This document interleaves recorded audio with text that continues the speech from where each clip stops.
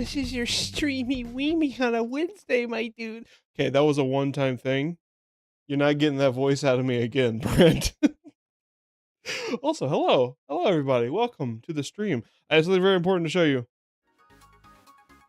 Whooper is still here. We're still at maximum whoop. We whooping today, boys.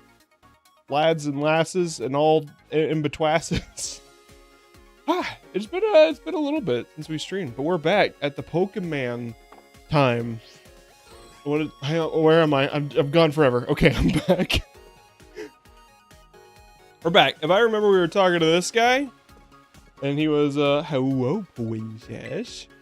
Use the computer to help Mitch out with some BP. Let's give it a shot. You'll see what I mean. Yeah, is that what we're doing? We're using the computer to help out Mitch. Got it. Sorry, I'm trying to get my bearings back. Contribute BP. I want to throw. Let's spitball together and return the contribution to the finances. Okay. That's kind of neat. To give it like an ambient quest system, like in an MMO. This is a poor Brunswick. Wish we could do it in person, but let's try pitching some ideas or new ways to throw. See how sick I can hold my hand like this, and then I swing my hand like this. Yeah, you know what I mean? Yeah, that'll work. Talking this with you really helped. We've come up with some real home run ideas here. Haha, get it? Because I'm the baseball guy. I have now more throwing styles to choose from. Well, it's odd that they chose to make that a DLC feature, but I'm glad it's back, I suppose. Oh, you did it! Not bad for your first time. That'll teach me to dye your skills. Yeah, I got a really nice present for you, from one charming catch to another. A catching charm. Don't I already have one of those?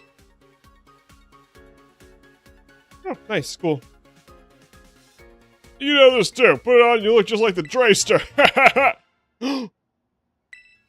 Can I? Oh, I want to put on the leather jacket. That sounds awesome. Anyway, feel free to computer it up any way you want. Like I said, we're on trial-based clubmates now. That's not all. For a limited time, you can have as many of these snacks as you want. I got Oreos for days. Those snacks are all yours, Drayden. Snacks you leave around open and half-finished. I wouldn't go near any of them. Who knows how long they've been sitting around. Brunswick is a man of risk. All that explaining left me starving. I think I'm gonna head on over to the cafeteria. If you want to officially join us, maybe we can have a cafeteria date to talk details. Oh, he's into me. What? I'll be seeing you. Ah, bozo, seriously, what's his problem? Cafeteria date? What does he even mean by that? A date is... I know what a date is. Were you seriously about to explain it to me? Sorry, being here puts me on edge. Let's go somewhere else. Someplace people. I want Oreos. I know. Let's go to your room. You can't just volunteer my room, Carmine. How are you doing today, Brandon? Welcome to the stream. Half-eaten snacks are scattered around. Why isn't there an Eat Oreo button? I want to have a picnic where I just eat Oreos. What about this Pokeball? Can I have this? Remember in the original games where sometimes you'd see a Pokeball on a desk and it'd just be an Eevee that you could just have?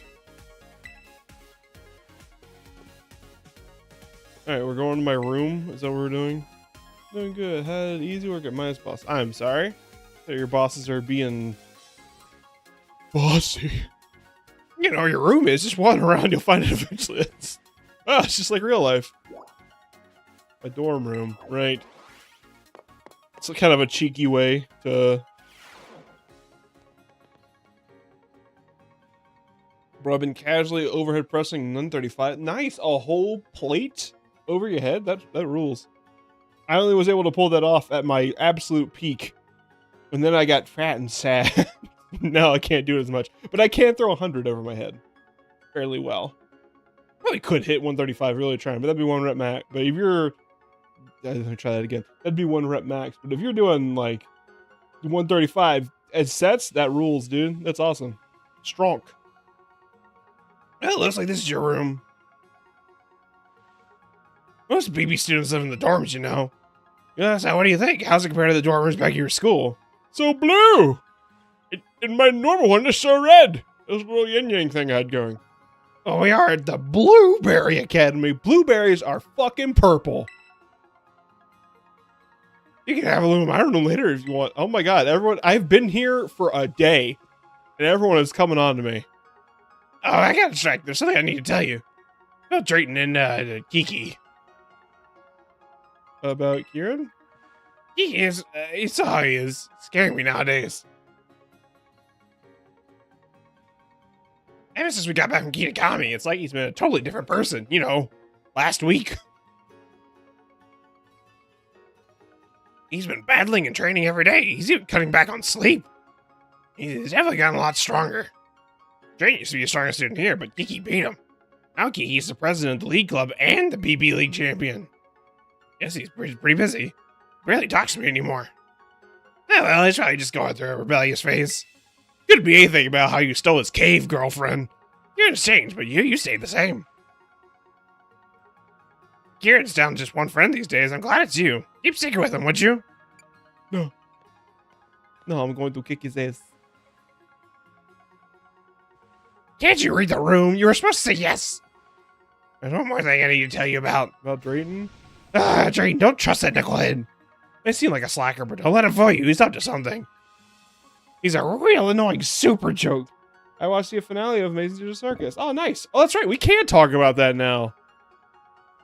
He barely even goes to class. He's had to repeat the same year 3 times.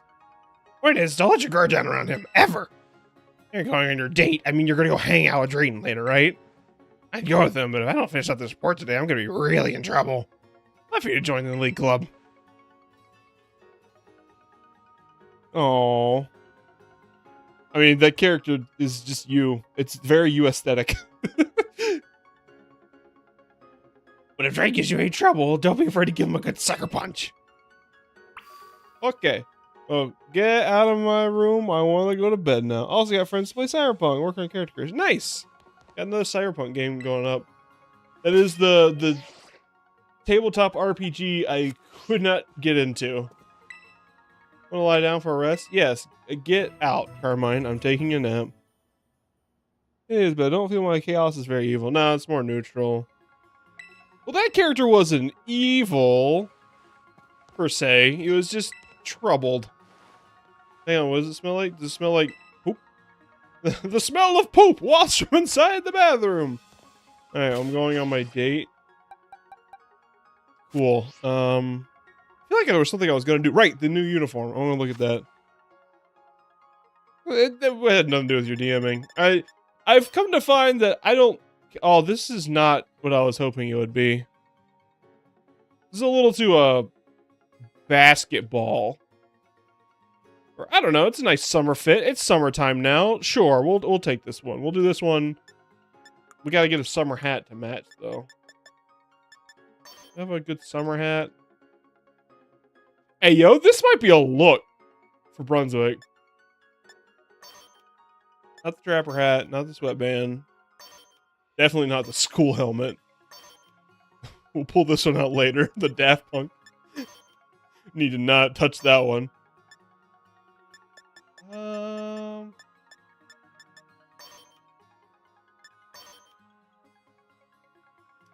Was it blue? I think the blue is probably gonna be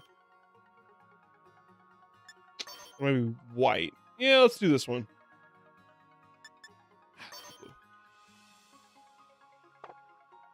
Let's go out this outfit. Yeah.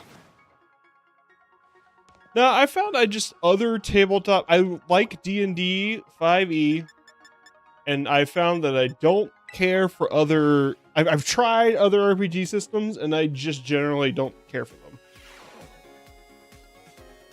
I think it might need to admit that I'm just a basic bitch when it comes to tabletop RPGs. I'm just a D&D boy. Oh my god, Solosis has a butt. Look at that butt. Look at that boy. Solosis has a butt. Solosis caked up on a Wednesday. Good stuff. Too salty. I just spot, my glass of water. What is going on here?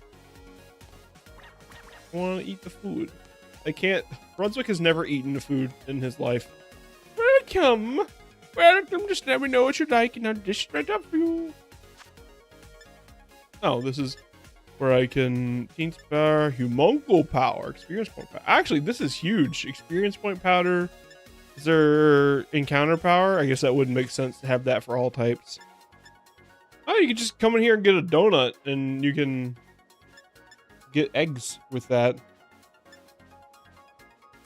Sure, I'll get some fries. You're for a real belly filler. You seem hungry, so I'll throw a little extra. Be ready in no time.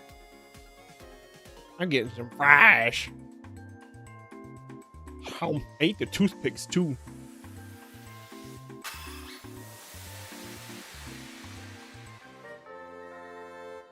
This is kind of a fit for Brunswick. I like the ball cap.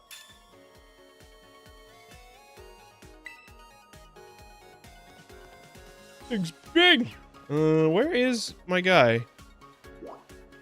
Well, this is where I'm supposed to be, but my guy isn't here. Oh, there he is. He's just blending in with the other schmucks. The shruggers. Hey, Brunswick, don't you stand there. Grab a seat. We'll split some Academy fries. This is the Drayster take. The Academy special is the best thing on the menu. It's also a Saudi basically gulp it down. Also makes your Pokemon fuck. Eat your food, Drayden. You and my mom get along. Listen, Pokemon are pretty strong, yeah? With a team like that, you got a shot at becoming the BB League champion. Wouldn't that be wild in exchange to just roll in here and snatching up the crown? I want to see you join the BB League, Brunswick. You in? I don't know. Lakers decided to grace us with their presence. A couple of clowns. Whoa, it's a champion. The rest of the Elite Four, too. Hey, what do you want to talk to me about? Nothing special. Just thought you could grab a bite. Everybody do that in the cafeteria. What a waste of time. You got so much time to goof off. Why don't you train your Pokemon? I think maybe this is why you always lose to me.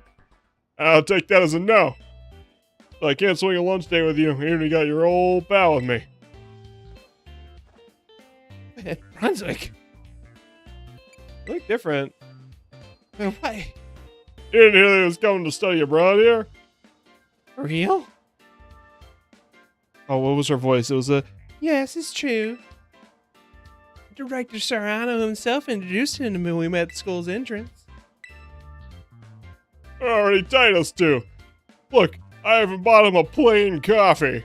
In fact, I was just asking Brunswick to join the BB League. Oh, I like it. That'd be fire. What? A student from another school joining the BB League? Unprecedented. I'm trying to do an Ed voice. I used to have a really good Ed voice. I don't have that one anymore. That's right. Brunswick may be wonderfully capable in battle, but that doesn't mean he belongs in the BB League. Ah, come on. Don't you all hate fun and friendship or something? Want to exclude someone who's taking our same classes and living in our same dorms? How's he not one of us? Isn't this place supposed to be all about students having autonomy? I don't think we should vote on it. Yeah, I mean, yes, obviously. How about you, Lacey? I'm sorry, but considering the rules, it's a no from me. What about you, Crispin? Hey, yeah, why not? He's at our school mixed with a student like us, right? How about you, Maris? What do you say? I abide by the rules of this institution. Proposition to... This was the wrong character to do the head voice for. Alright, then. What does the reigning Baby League champion say? Our mighty Kieran. It doesn't matter who I'm facing. I don't lose. Guess we got our answer. Kieran, wait. Drayton, meal pimping is not the way to get what you want. It's just not right.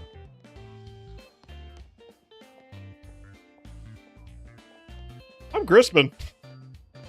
Well, see, he would have been good for the Ed voice. I chose the wrong character. Sorry, Brunswick. Guess you'll be joining the BB League, huh? Well, let's look at the bright side. Maybe you and Kieran come out of those better friends. Don't worry, I'll be right behind you, every step of the way. Now that the decision's been made, we better get you officially signed up. Maybe you at the reception desk in the school's entrance area.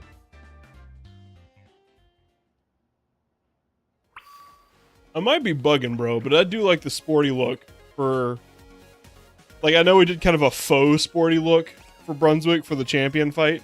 But, like, I think this is a good one. Like, a legitimate sporty look.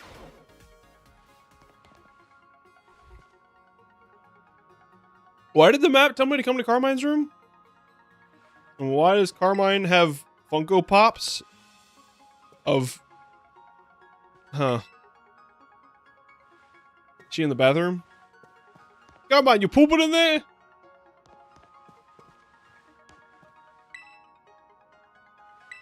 God, that's a lot of... This is like me in college. Just nothing but a bunch of chocolate. Oh, yeah, what you been up to, bud? I've been working. Unfortunately, there's a lot about it I'm not allowed to talk about. Because it was, well, you know, I didn't sign NDAs, but so I'll stay vague about it. But like the religious institution, she's not here. Why was I supposed to go here? Why did it tell me to go here?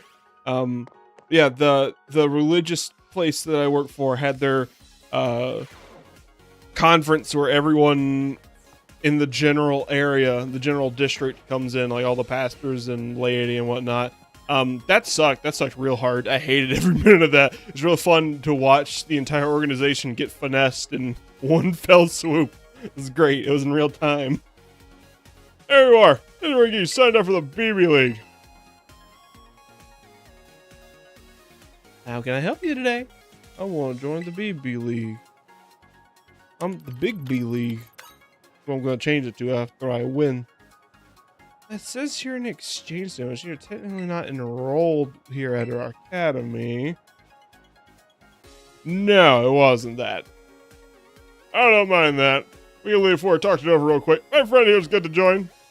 I don't mean to sound rude, but I'm not sure if I could take what you say at face value, Drayton. No, he's telling the truth. I'm allowing Brunswick to join the BB League. Yes, champion. One moment, please. Didn't expect you to ride up in shining armor and save the day. Got a feeling you're trying to play puppet master. If I get a shot at battling Brunswick, then that's fine with me. That's just peachy. Brunswick, you better not go losing to anyone until our battle. Like I'd lose. Game's for babies. Good. Not a little kid anymore. You know when I show you how the best battle. Kiki, you shouldn't talk to Brunswick like that. Shut it, sis. Looking forward to see you climb the ranks. I'm sorry, Brunswick. Kiki was really acting out, wasn't he? Only first time talking with him in a while, too. Man, such attitude. He's just a big deal mighty champion, after all. Drayton, you're the one who dragged Brunswick into all this BB League drama, aren't you? No, this is all his idea. All right, Brunswick. No. No. Got about it. Hear that, Carmen? He's hungry for action. Doesn't matter if you shimmy shimmy yay or shimmy shimmy ya. Thanks for the moral support. Tra la la la. I don't know, something special's going on, but you're gonna do this. You might as well do your best. I'll be cheering for you. And please keep an eye on Kiki for me.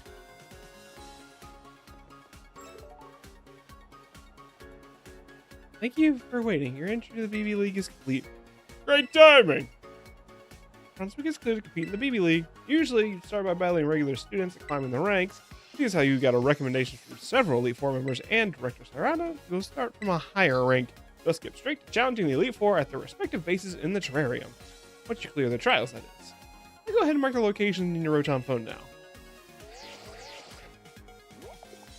I hate that we share information with airdrop in this game.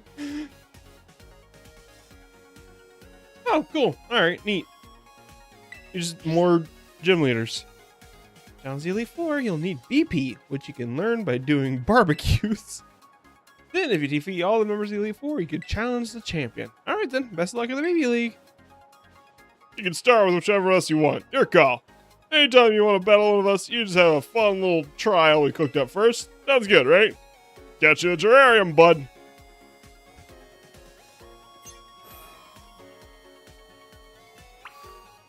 Cool. Okay, well, that just seems like it's kind of opening up now. We can go do whatever we want. We got little shining dudes. We got places to fly. I don't think I ever like ended up over here in the ice biome. I don't think I went very far in this biome. I know I went around the coastal a bit. I know I went to the savannah. And I know I did a little bit in the watery area over here, but I don't think I got the rest. Oh, hi, Final Blue Man. Welcome in. Yeah, no, Brandon, it wasn't a similar situation as the one you described. It's actually quite the opposite, where that one was like people at each other's throats because they couldn't agree. This one was everybody in lockstep, but everyone being kind of dumb and disagreeing about really dumb things. I can't say too much, so I'm trying to think of how to phrase this. I mean, I didn't sign anything, so like that's my defense. But also, I don't want to attract the wrath of anybody, so I can't say too much. One of them was an issue they're exploring is there are churches in that district that are shutting down, and somebody suggested, hey, we should, instead of selling that land to the highest bidder, we should give it back to the Native American tribe that we gave it to. Or that we stole it from and or bought it from at a ludicrously low price. And we sell it to them at original price, whether that was 0 or low. Definitely not market value of today. Now, it seems like a noble enough issue. Seems like a good thing where, you know, give that... I wish everyone who stole things a very good give that shit back, please. Okay. So, like, it seems like a fine enough way of land you're not using anymore, how to settle that. You're basically giving up more money in exchange for doing what's right. And I respect the call to that. That was a couple of years ago that was a call they made. Yeah, it's pretty based. That was a couple of years ago. That was like a vote they made, and they ended up like, I don't know all the details. I just know that like a lot of feelings were hurt.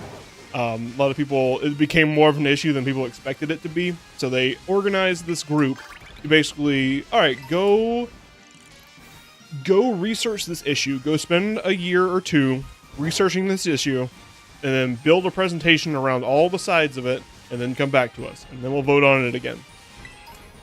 And the group that did that basically did a summer camp. They did a summit where they had a firm from Peru come in and tell them how to best represent Native American interests, and they did so through the use of buzzwords. I really couldn't follow what they're saying. Like, I'm not... Part of this is me being vague to protect my own ass, but part of it's also I truly don't know what they did at this summer camp summit thing, because they didn't do a good job of explaining it. It was a bunch of buzzwords and words that didn't actually mean the things they were saying. Like, they used midwifing as a verb, and that's not a verb. To describe, like, a building. Like, it doesn't make any sense. And so I watched them, like, fumble around on the stage, and then at the last minute, they're like, oh, we're also gonna need a lot of money to do this.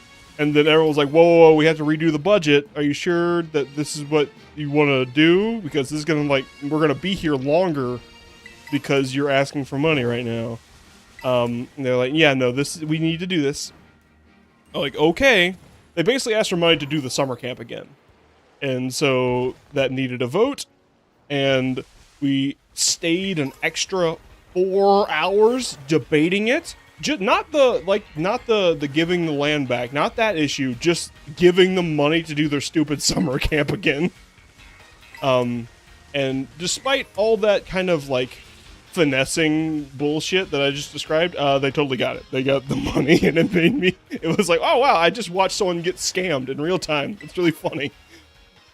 Like, a couple people, like, walked up and like, hey, can you explain what getting this money is going to do? Like, what are you going to do with it? And they couldn't do that. And then someone got up and was like, hey, I'm not biased one way or the other. I just want you to explain it in real words because I can't fucking follow what you're saying. And they couldn't do that. They couldn't explain it in real words. I was like, wow. Huh, so I gotta fight with all my heart just to get a raise, but they can finesse $50,000 just like that. That's cool.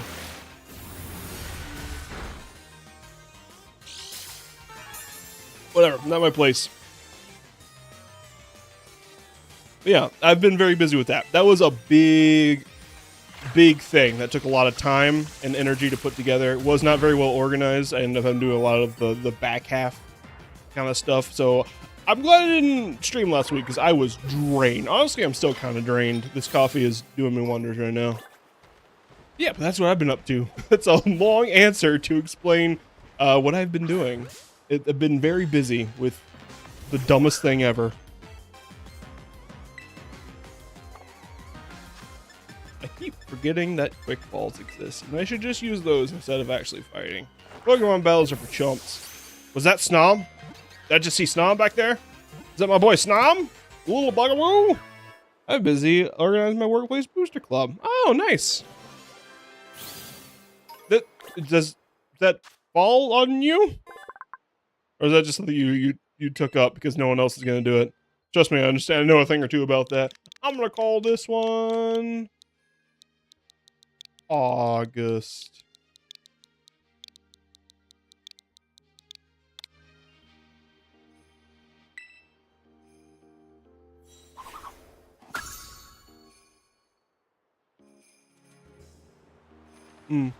We also can talk about Digital Circus now. Finally, I can talk about Digital Circus. Everyone's seen it in chat. It's pretty good. You can watch it for free now.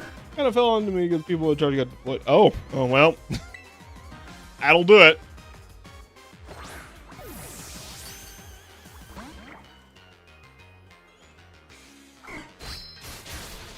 Ouch.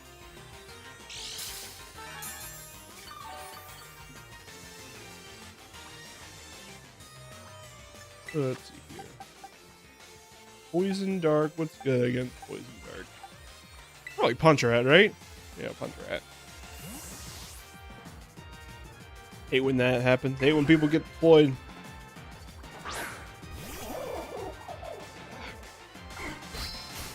I took some time to continue my my run through of the Star Wars movies. I was debating seeing Digital Circus in theaters between Backrooms and Obsession. Those went out. Yeah, Obsession. I'm glad to see so many like internet-based properties in theaters. I didn't see Obsession. I heard it was really good. I did go see Backrooms. Me and Alex, friend of the channel, Alex, who's in the chat sometimes. We went and saw Backrooms. I liked Backrooms a lot. That was fun. The ending of it really kind of messed with my head a little bit. I needed like some time to think about it to understand what the hell happened. I've watched Andor. I finished that in a week. I've not watched Andor.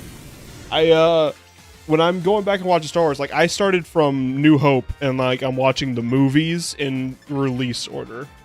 That's the full scope of it right now. Although I think I am gonna go watch the Gender Tartar Sauce series in between Clone Wars and Episode 3. I wanted to see Scary Movie 6 and all of that. That's a wild choice. I can't believe Jackass is like really trying their best to compete with all that. Compete with old culture, competing with new culture.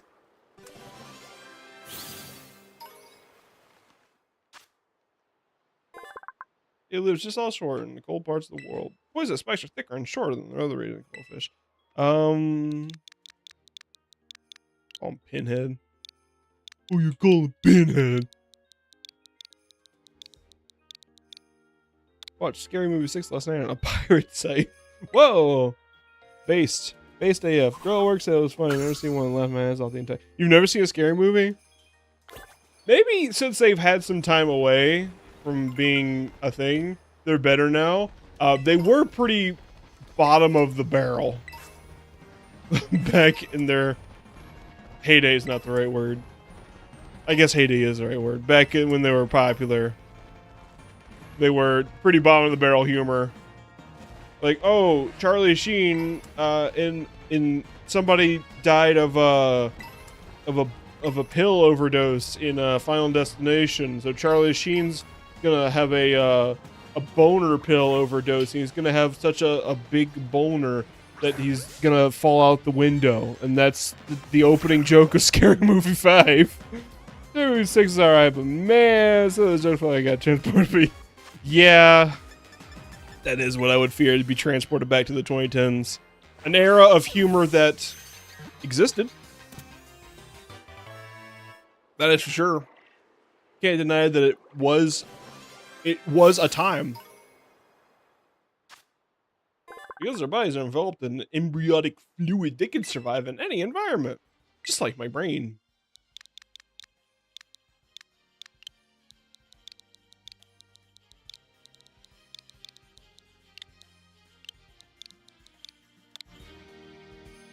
Maybe 5 pronoun jokes in the first few minutes. Yep, that seems like a... Yep, bottom of the barrel, like I was saying. Oh, Milkree is here. What's Milk doing in the Arctic? We're in the freezer section, guys. Milk. What, milk? Milk. Milk.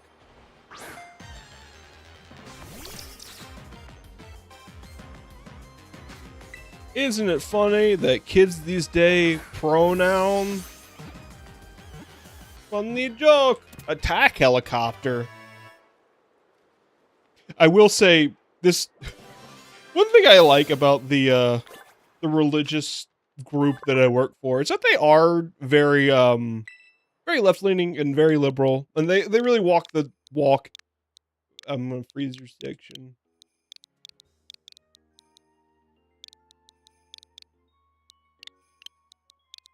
Can I do freezer section? No, but I can do freezer section. Oh, shut up, Nintendo. There, freezer sex. Man, we're gonna chalk that one up into the ones that I'm gonna look through in a couple weeks. I'm gonna go, what the hell was I saying here? Do I have seal? Seal! Wow, Gen 1 really just did put a dog's face on a seal's body and then call it seal.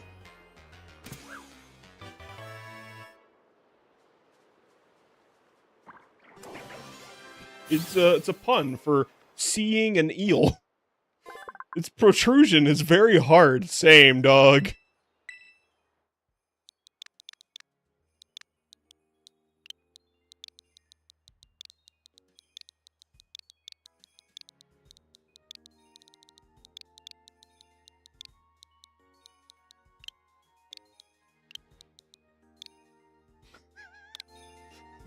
There you go.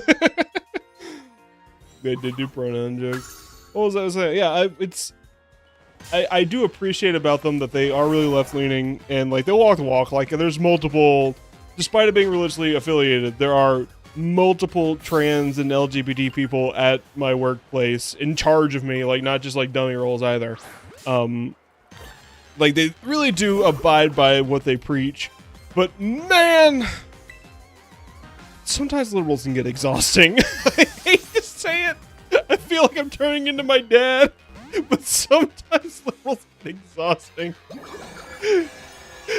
Like every goddamn motion that we made over the course of the entire thing had to at some point have an acknowledgement of the land that we were on used to belong to a Native American tribe, which is good. It's good that we acknowledge that. It's good. But at some point it feels like you're wielding your white your white guilt like a bludgeon.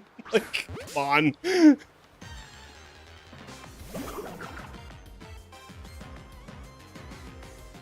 You can get exhausted. Oh, my favorite one. They did this whole presentation on this guy. He's a big name in the Pacific Northwest, but I can't remember what it is because I'm not from the Pacific Northwest. I'm not baked in that world. But basically, he started a bunch of churches, like Baptist and Methodist churches around here. Yeah, I'll call him No Cake, Sad Face. There we go.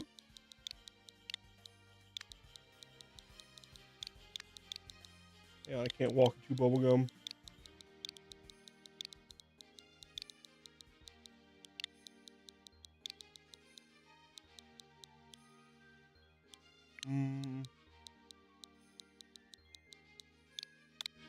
No kink.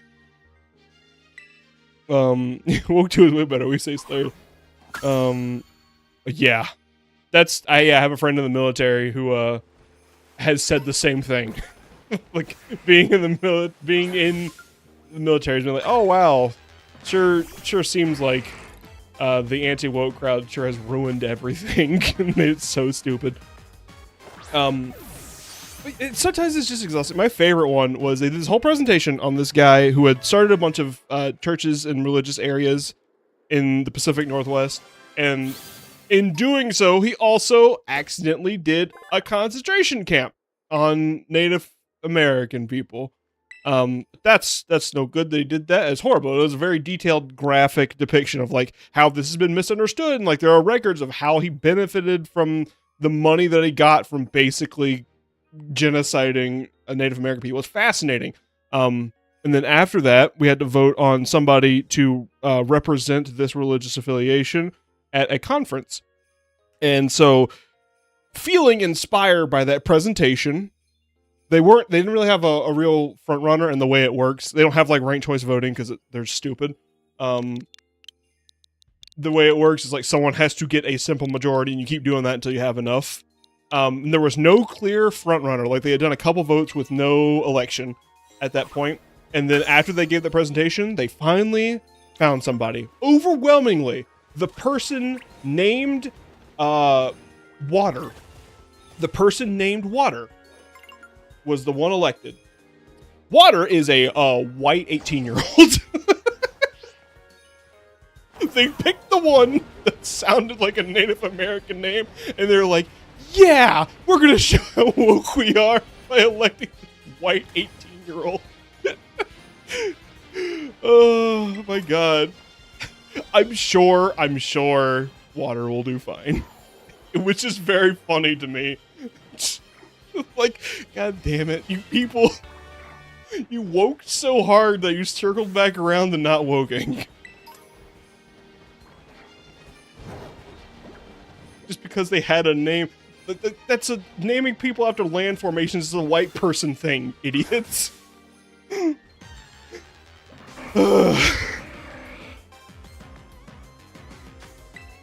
Okay, I won't complain about it anymore. I'm done complaining about the conference. I won't do it anymore.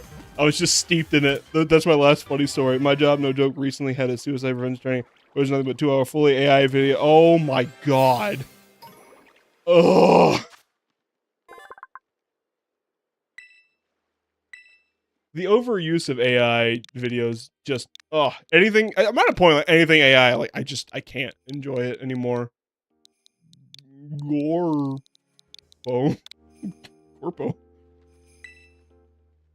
Oh my god. Fully AI? Jesus, I'm sorry you had to go through that. That's painful. This like disconnect. I don't know if it's like a young person, old person thing or just like a walks of life thing, but some people just like fully embracing AI and just completely unable to comprehend why people are like, boo, stinky, stupid, I hate it. Like, this disconnect is driving me crazy. Because it feels like, are you shiny? That's shiny. You're shiny. Yeah, you're shiny. Hey, hang on, you're shiny. Come here. A little AR avatar in the corner just saying, we're here for you. Yeah, nothing says we care. Like, we put together a bunch of slop in a machine and it churned out something to care for us. I've seen a lot of videos lately about like, oh, what do we do when AI art is good? Because it will eventually get to a point. Blue bear. Oh, big blue house.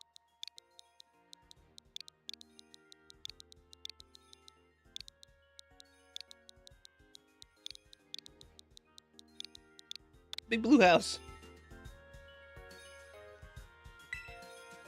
Oh, shiny one.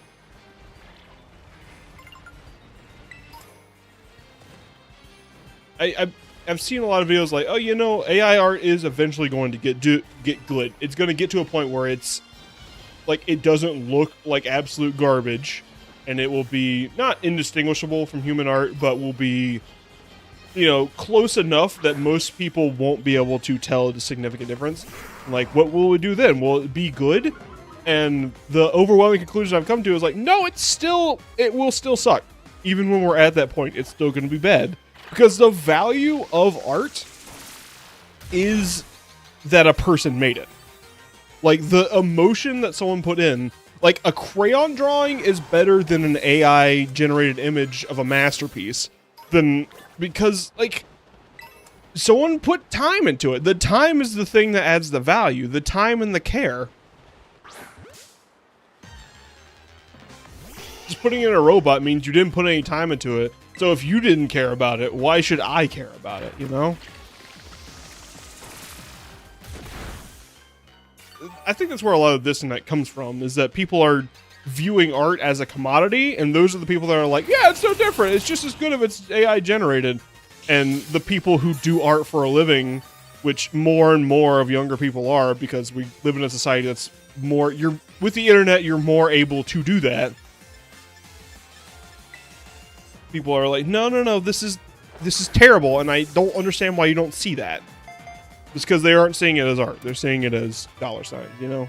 I know it's a little, oh, the millennial is saying that people are just objectifying art down to money, but I mean, it's true. I mean, have you seen the GTA 6 stuff that came out? No, I haven't. I heard it got a release date, and that it's going to be $80.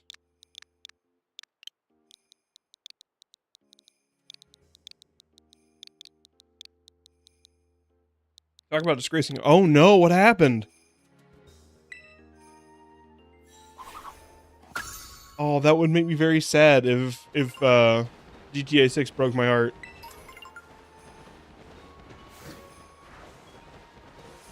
With AI. Oh, hello! You get an evolution in this game, don't you? In this DLC, you have an evolution. That's right, they did. You got Arcalubamon.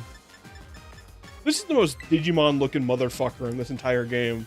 Prove me wrong.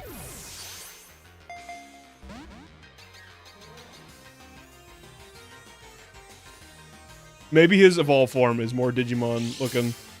That one just, like, looks like a bridge, doesn't it? Like a bridge standing upright.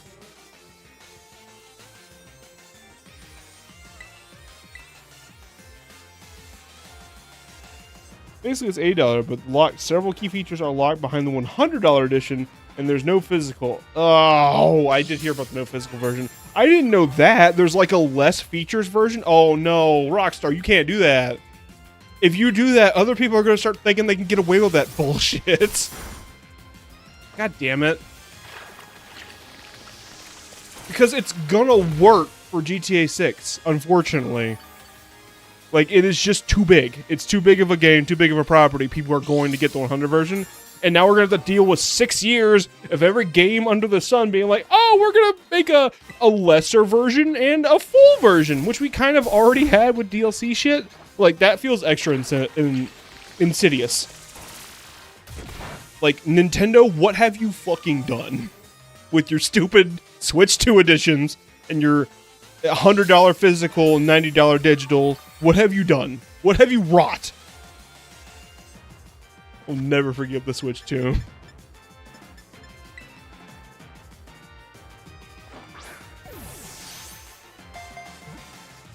That sucks. That really hurts. Stores, cars, and customization option and areas are only available. So, like, the whole game? The whole game is basically $100. And they try to soften that blow by saying, oh, that's just a special edition. Suck my fuzzy taint, Rockstar.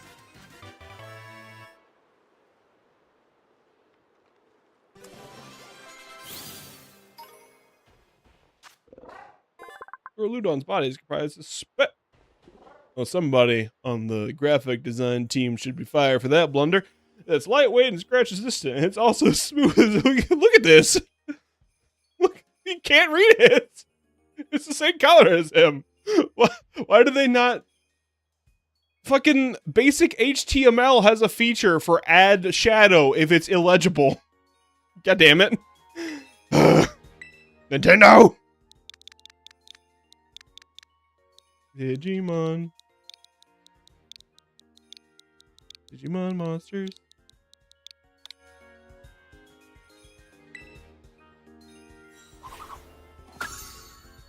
He's all the way at the back.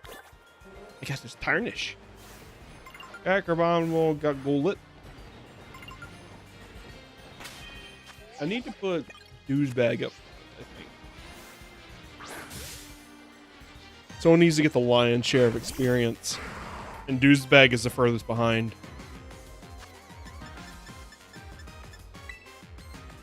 Douchebag is also the one that's most likely to get cut from this party, though. Douchebag is basically just here to be a safe switch and then die.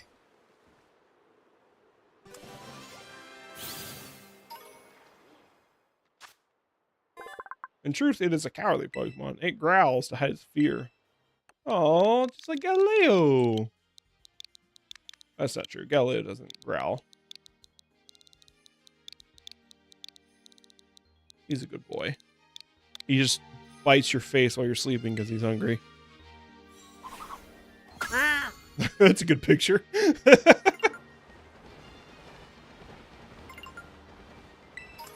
mean, yeah, I'm gonna talk about my little Star Wars journey now. So, as we recall, I watched A New Hope and thought it was really good. I watched Empire Strikes Back. I thought it was fantastic. I watched the other one, Return of the Jedi, and thought it was also really good. A little disconnected at the beginning, but also pretty good. Oh, it's just Chargestone Cave. Look at that. Got Chargestone Cave back. So, is Dynamo both a sea creature and a cave dweller? I see. Good. Glad we've decided things. Well, Drillbur. So next up, obviously, would be Phantom Menace. Now, the Phantom Menace, it was a movie I liked when I was a kid because I was a kid. You know, it was kind of made for kids. Flashing lights, pretty colors, funny little guy that makes little poop jokes. Yeah, great for kids. And then as I got older, I hadn't seen Phantom Menace again. I haven't seen it since I was a kid. We're gonna call him Menace.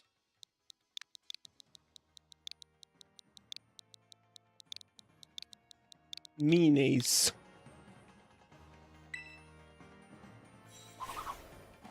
CP.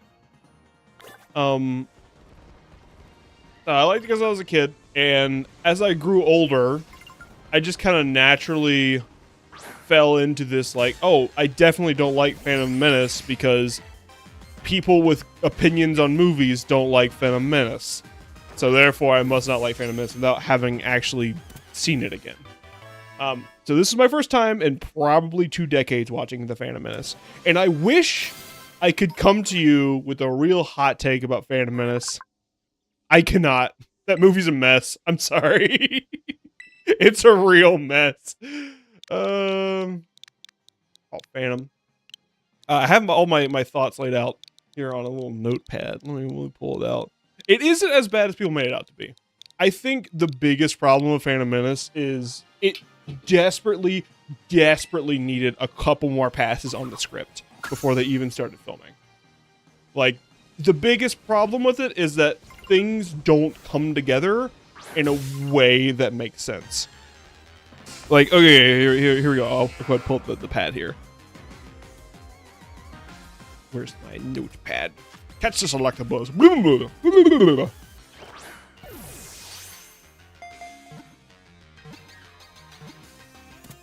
Holding up my notes. Let's say after watching Revenge of the Sith, I appreciated it more.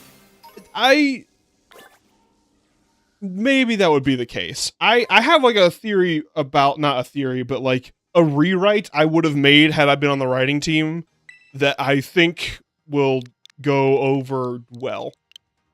Skywalker, not Sith. Oh, Rise of Skywalker. Oh, I mean, nothing is as bad as Rise of Skywalker. If anything, like, anything I say about the prequels, I will give the caveat of at least they tried.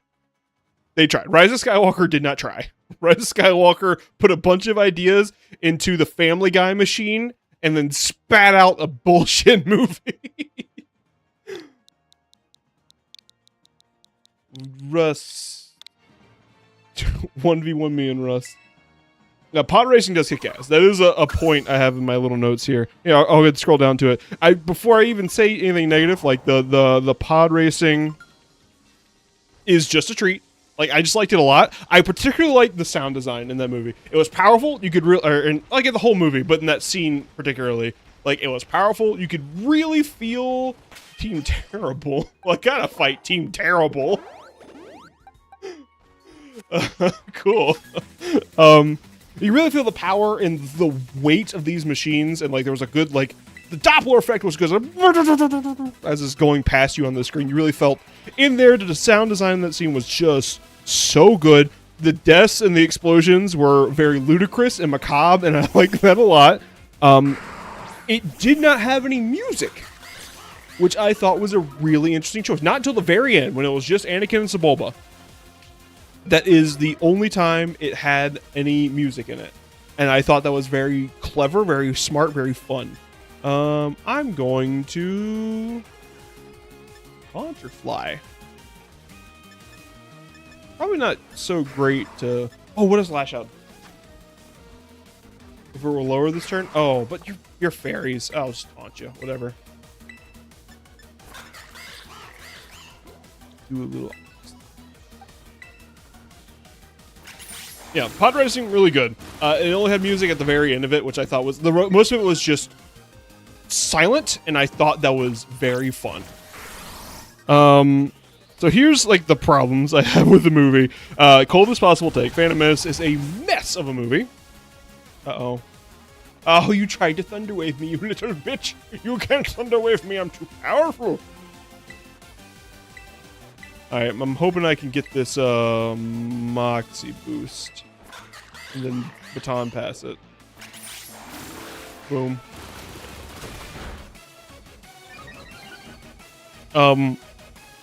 The problem with it I found is that the pieces are there. The pieces of a good movie are part of Phantom Menace. They just aren't put together right. And I think the best example of that is midichlorians.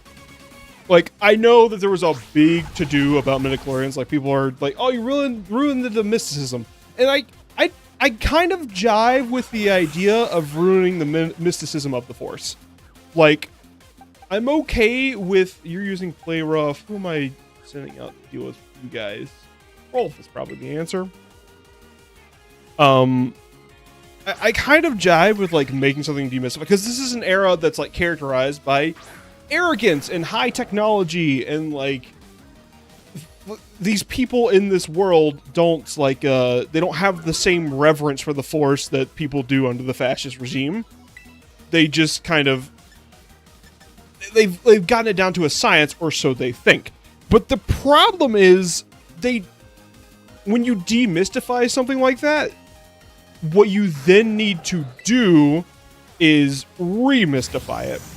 Like, the proper way to write the midichlorians would be, so they get to Anakin, they test his blood, and he has absurdly high midichlorian count. And, like, that's basically the main basis of Qui-Gon's argument. They're like, oh, I should train him because he's got such high midichlorians. That's not the way to do it.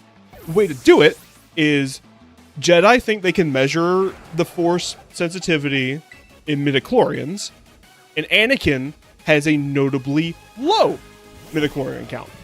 And yet he's strong in the Force anyways. That's the way to do it. And then you got, where's Rolf? There's Rolf is just gone.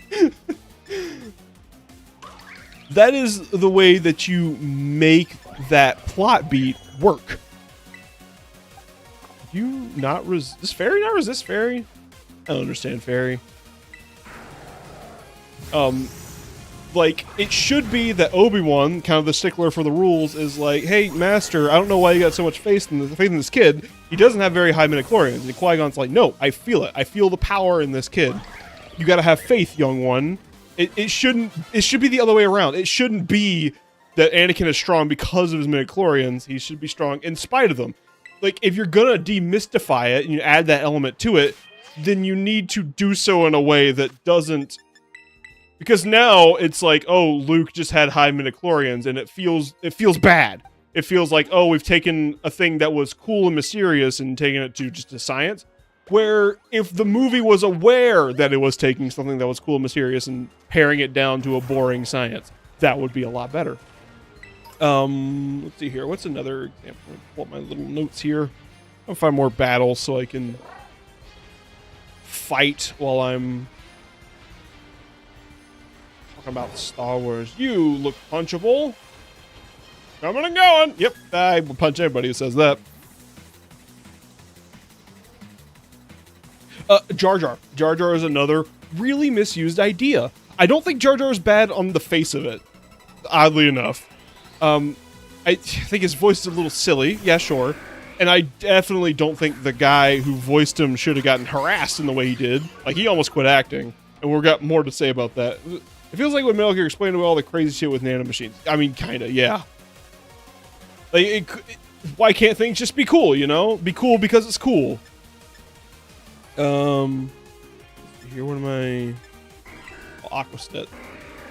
Let's try to get some Aquastet.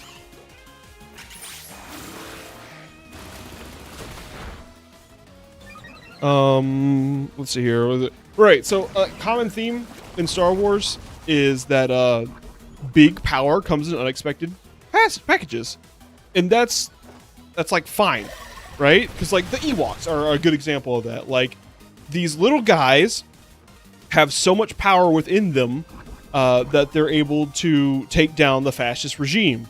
Like, and they do so in a way that nobody really sees coming. It's interesting that that's how they go about doing it. They use sticks and stones to overcome the technologically superior Empire because the Empire is inept.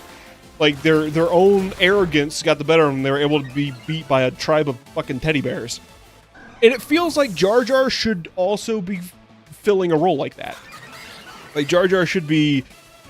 Yeah, he's a bumbling idiot who, like, seems to be a coward and it doesn't really... He kind of breaks everything he touches. But that's fine if he then uses that as a strength at some point. Like, maybe he's a bumbling idiot, but he's also got a good heart or a good intuition about things. Or maybe he has so much knowledge of the intricacies of Naboo that he's able to, like, quickly guide them through the Naboo or Theed or the swamp. He doesn't really do that. He takes them to Otoh Gunga, and then they're like, oh, you gotta go to the planet's core. And he's like, I don't want to go to the planet's core! And then he complains about it the whole time, and he doesn't actually navigate them in any meaningful way. He doesn't contribute. And the whole movie, he doesn't contribute anything. He's really missing a moment where his bumbling personality becomes a power. like, yeah, he becomes a general in the big fight at the end, but that's like not his strength. He's bad at it. He doesn't really, he wins in spite of his like ineptitude. It doesn't help him in the slightest. There's not like a point where he bumbles into victory. I mean, I guess he does bumble into victory, but it's not like a decisive victory. He kills 2 robots, whereas everyone else killed, you know, hundreds because they were competent. And he happens to drop a grenade into the tank, whereas anyone could have done that. Like, anyone could have done that better. Grass fish? Grass fish cudgel Rolf.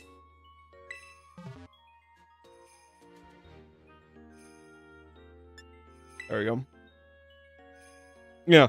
Again, somebody needed to rewrite it. They're like, okay, what is Jar Jar doing? We need to either write him out or do something with him. I would prefer they do something with him. I don't think you should write him out, but like he needed something to accomplish, and he did not have that. Anakin was way handled wrong. Absolutely. The first time, first of all, bad actor. It's not his fault. He shouldn't have gotten harassed in the way he did. Oh my god, I went down a rabbit hole on this. The actor who played Anakin, he does not have like anything else that he did as an actor because he got harassed so bad that he quit acting, and he was dedicated to it too. Like, you'll notice that he is in every like video game that takes place in episode 1, because there were a bunch around that time on like the PS1. He voices Anakin. Like, he was dedicated to it. Like, his whole story is wild. And he also had schizophrenia, which got really bad. That was part of why he had to quit acting. Like, oh my god, I feel real bad for him. He should not have gotten harassed the way he was, but he wasn't a good actor. I'm not trying to revise history here. He shouldn't have been in that situation to begin with. That's what a director is supposed to do. They're supposed to recognize when an actor isn't working and say, I'm sorry, we can't... Oh, this is way loud, isn't it? I'm sorry, we can't do this. This role has to change. Rolf put movies is paralyzed. It's a bunch of bullshit from the Son of the Shepherd. Like, we gotta change this up. Like, the first time that kid said, yippee! Somebody should have said, cut. Stop production. We gotta rewrite this. He cannot be 8 years old. He has to be a little older. And he's also just not a good actor. Like, I'm sorry. He didn't deserve to be harassed about it. No one deserves that for just not being good at their job. Wasn't a good actor. Like, his lines were very flat, which, again, he's a kid. It's not his fault. Somebody should have directed him better. But, like, his lines are very flat. Like, I'll make sure Mom doesn't sell you or anything. I'll miss you, 3PO. With the emotional, like you're talking to a fish in a fish tank. Like, when you go on vacation, like, you might be dead by the time you come back. Well, goodbye. Or, like, this is intense, when he's just, like, already in a space battle. Like, to nobody. Or, are you an angel? I'm cold in space. Do you miss your mom? Yeah, what does that have to do with anything? Just a bad actor. Didn't deserve it. Didn't deserve what he got, but he shouldn't have been put in that situation to begin with. I don't have a problem with, like, the things Anakin does in that movie. Like, I'm cool with him destroying the control ship, but he's just a dumb kid the whole time. Like, he never has a moment. What he needed to be, he did not need to be an 8-year-old. He should have been older, like 14, 15. He needed to be headstrong and chaotic good. Like, he didn't need to be like this kind of like, I'm nervous, I don't really know what I'm doing, I don't have a lot of confidence kind of kid. He needed to be headstrong, very confident in what he was doing the entire time. Like a teenager. He should have been a teenager. We're gonna Anakin. He really needed to be more Aladdin. He needed to be less my nephew Aiden, and he needed to be more Aladdin. Hayden Christensen got a second chance to play adult Anakin. Oh yeah, Hayden Christensen does a great job. I'm sure I'll have more to say about that. But of all the mistakes of the prequels, casting Hayden Christensen was not one of them. Like, when he's not talking, because again, a lot of the lines are bad because George Lucas is a bad writer. Whoops, did I say that out loud? A lot of the lines are bad, but like when he's not talking, dude is intense. Like Hayden Christensen really brings a lot of energy to the role. I don't think anybody else could have. Like he looks like when he falls to the dark side, he looks like he fell to the dark side. Do a little heal. Do a little heal about it. This is not a heal. This is just TV. There's a little gazebo with a TV. Where is the healing station? I should probably go there. I need to make a TM for one of my free learning assignments. Not there. Is that one? To this way? Sure, let's try that. Scale that cliff. What was I saying about something or another? Oh yeah, he needed to be like a rogue with a good heart. And he needed to be super confident the whole time. The only time I think it'd be okay for him to not be confident is when he's like taking off in a ship he's never flown before. But then when he gets inside the control station and realizes like, oh, this is like a pod racing arena, it should snap. He should 100% be in control at that moment.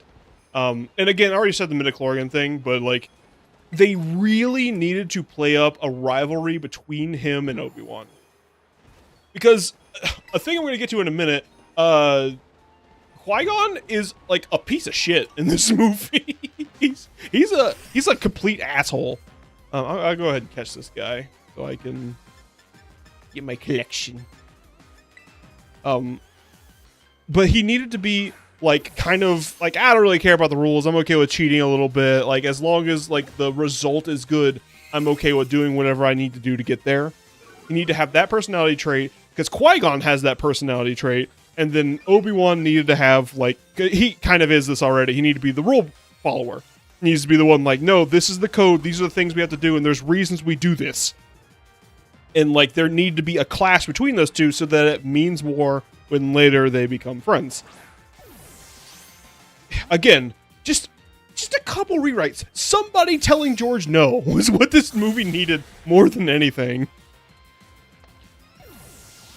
Somebody taking fresh eyes on this, like, okay, there's a lot wrong here, but we need to fix it. And also, they try to attribute a lot of stuff to Anakin. They really don't need to. Like, the high midichlorian count we already talked about. But also, like, there was no father. Shut the fuck up, George. The fuck you... Get out of here with this immaculate conception bullshit. He does not need to be Jesus Christ. Shut up. No, George Lucas. Talking about how Anakin in the Star Wars movies apparently doesn't have a dad. Like, it was like, yeah, there was no father. He was immaculately conceived. Like, shut up. Shut up, George. No, he wasn't. Absolutely, somebody need to be hitting you for saying that. For putting that on paper. Oh, my God. They really need to do away with the Chosen One bullshit with that. It is... Maybe it was a different time in the early 2000s. Anakin was kind of. Maybe it was a different time in the early 2000s, but like, I find that a Chosen One story is always less interesting than just a guy who happens to do something good. I believe this one's Jesus. Jesus Christ. 393. He's coming home with me. I wonder if he had a belly button. Oh, he definitely did. Everyone has a belly button. Wait. But no, he was still conceived, so he'd still have a belly button. Even if he still was born. It's being born, not conceived, that gives you a belly button. You silly dingus. Like poetry and rhymes. George Lucas, I swear. Keep seeing Facebook posts about the drama of the conference. Yeah, we talked about that already. It was dramatic. What was I saying about Star Wars? Oh, okay. So the next one I get to, I don't think enough people talk about this as the biggest fumble of episode 1. I always keep it staying. Yeah. which is the one I felt the most clear about, which was, don't come back to my venue. I didn't like you guys. They voted if they were already scheduled to have it at the same venue next year, but a lot of people in this state is not a super safe place for people who are transgender because we have monstrous laws, a lot of vice signaling laws. But I mean, the city I'm in is, because they defy those laws, but they voted to not stay in the state again, which I didn't want them to come back because they were bad guests. I hate that somebody felt like they weren't safe. That's not what I wanted, but also I didn't want them to come back.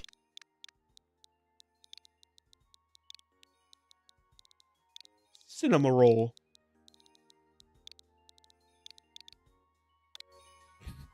Casa just yelled out, I hate that fucking dog. It's definitely the weakest Sanrio character. What was I saying? Alright, enough about this real world stuff. I'm gonna get back to Star Wars. The biggest fumble of episode 1 is Qui-Gon Jinn. Like 100% not characterized correctly at all. Or at least not treated like he's being characterized correctly.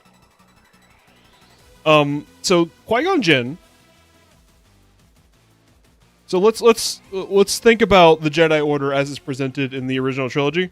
It's like this group of like space monks with like great power that only used it for good, and then this guy came along that ruined it because he misused it in ways that like hurt people, and like that specifically is what caused the Order to fall apart. Oh, I have to get McQuacken out of there, aren't I? I'm not gonna be able to get a boost off. Both of these guys need to go, but maybe I can bait Magnezone. There we go. Let's do that. Let's try that. I'm probably faster than Magnezone, right? Magnezone's pretty slow. And then you're probably using a psychic move, so that's not good. I just realized I get pretty undone by psychic, don't I? Let's do Craig.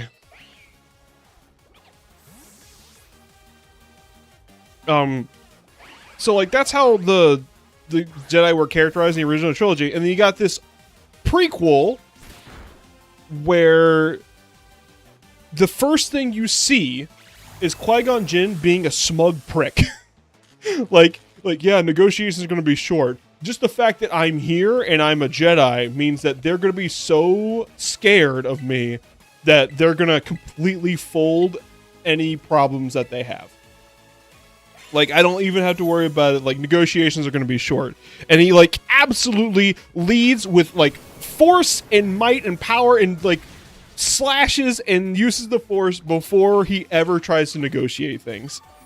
Like, like an entire race is so afraid of him that just his presence will solve the conflict. And then, like, the door to the control room closes on him. And instead of, like, looking for a way around or, like, I don't know, like, not killing the entire leadership of a race of people, he just cuts through the door like a barbarian. Doesn't even think about it for a second. He's like, well, we gotta get in there to murderize those guys, so let's cover me while I cut through this door like I'm wielding an axe. Oh my god. Like, he doesn't try to negotiate with the Gungans to get a ship, because they need to get a ship. And so they go down there and they maybe says a few words like, hey, we need a ship, we need passage, you know, this is gonna affect you too, Buster. And then the Gunger's like, I don't think so. And he's like, well, I'm done with this conflict now. So I'm just gonna use the Force to erase your memory into thinking that you're gonna let me have this ship. Like, Obi-Wan did that in the original trilogy, but Obi-Wan did that to a stormtrooper. This is just a guy who's like, no, you can't have my property. And he's using a mind trick on him immediately. He, like, tries to, like, use a mind trick to, like, cheat his way through the legitimate place of business, like Watto's shop. He says, like, hey, you're gonna take this currency. Like, he's, like, a complete... He's a bully. He's a mafioso. Like, he uses the Force to bully people. And that would be fine. Oh, he cheats, too. He, like, cheats on the dice roll. Like, he uses the Force to move the dice. He is constantly putting up the middle finger to authority, doesn't follow Jedi code at all, and that's not even inference. They just say that, like, oh, you're doing really bad at following the Jedi Order right now. It's like, yeah, I know. We're not going to promote you unless you do it. He was like, yeah, I don't care. Like, he's just not adherent to the authority at all, which could be a good storytelling device. Except they don't do anything with it. They don't, like, there's never a point where they call him out for being kind of a dick. Like, at some point, Obi-Wan's like, I disagree. You probably shouldn't train this kid without the council's permission. And then later, Obi-Wan's like, I'm sorry for calling you out for doing that. Like, Qui-Gon's like a dick the whole time. He did some sick flips. Everyone, we're going to get to the sick flips. There are a lot of sick flips in this movie. Like, Qui-Gon is just being a dick the entire time, and the movie never calls him out for that. And it feels like that's wrong. Because I feel like the biggest mistake of this movie, people say that it's killing Darth Maul. It is not. The biggest mistake of this movie is killing Qui-Gon Jinn. So here's how the scenario, here's my little rewrite, all right? Here's my little fanfic thing I'm going to do. Here's how it should have gone.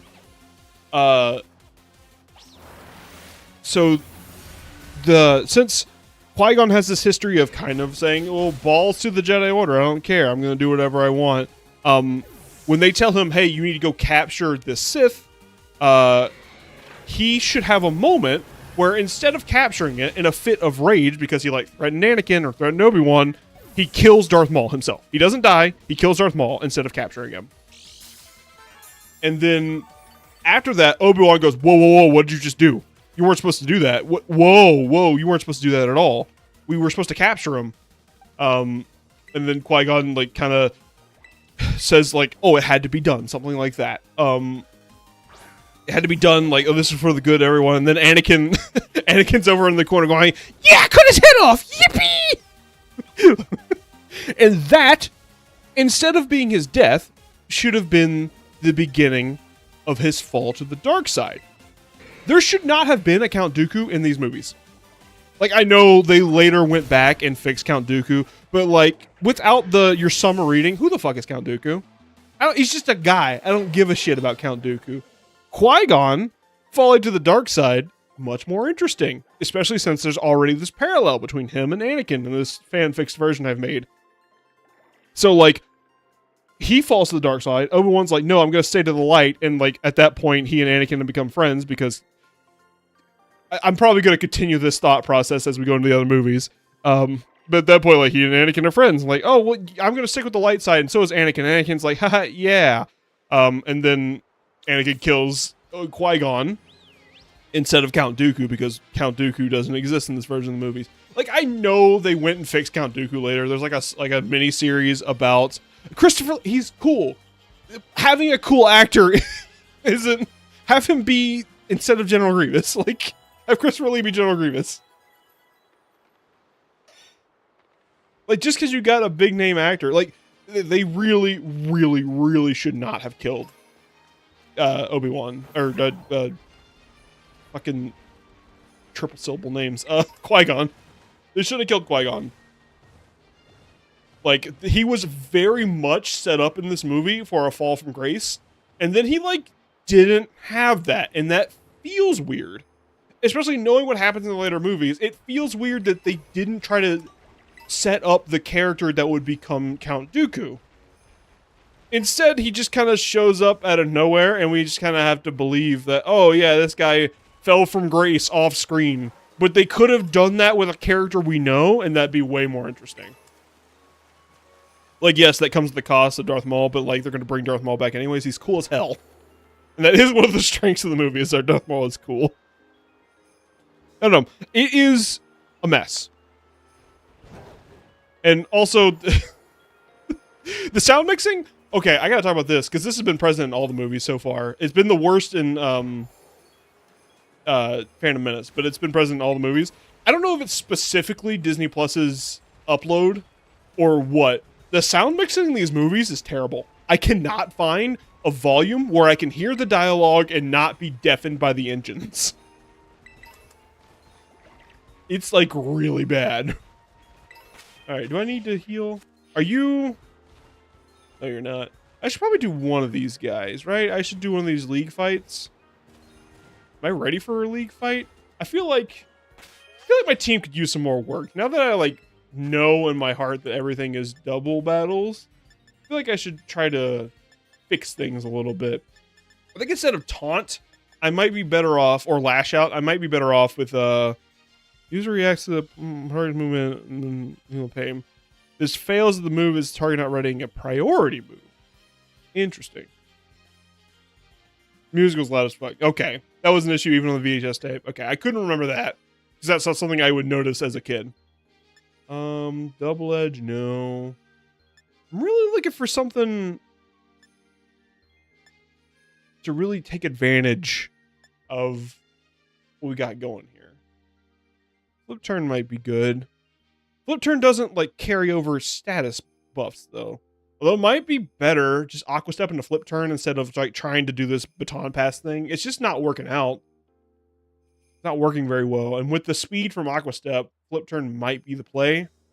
Maybe. We're not doing Grassy Glide.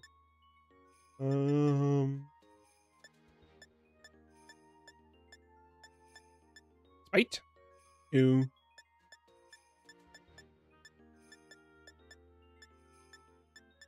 The problem is I need a better, if I'm gonna do this baton pass thing, I need a better move than close combat. I feel like Gon's a little different, but I'm using Earthquake to protect Levitate. Yes, I also need that. I need Earthquake. I was just thinking about that as well. Earthquake. Does nobody on this team learn Earthquake, really? Really? Nobody? I was like, okay, I'll replace Douchebag, but Douchebag is the one who I need with Earthquake. God damn it. Okay, well, that must explain why I didn't do Earthquake.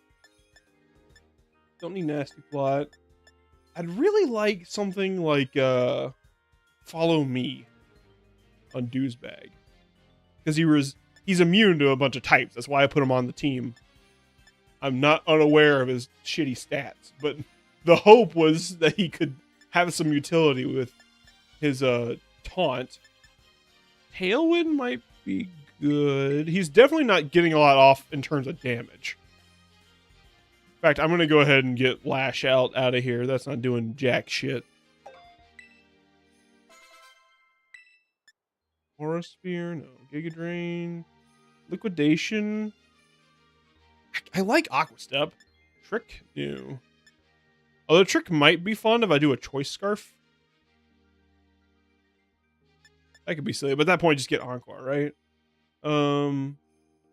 Crunch, no. Will-O-Wisp, no. Run, no. Substitute. Power Gem, no.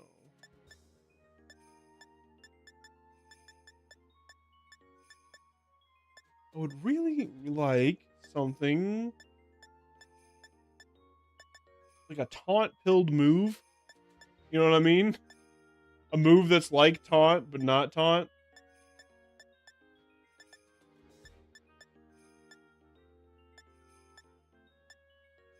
I think I'm going to give Brick Break instead of Close Combat. Well, if I'm going to do Flip Turn instead, maybe not.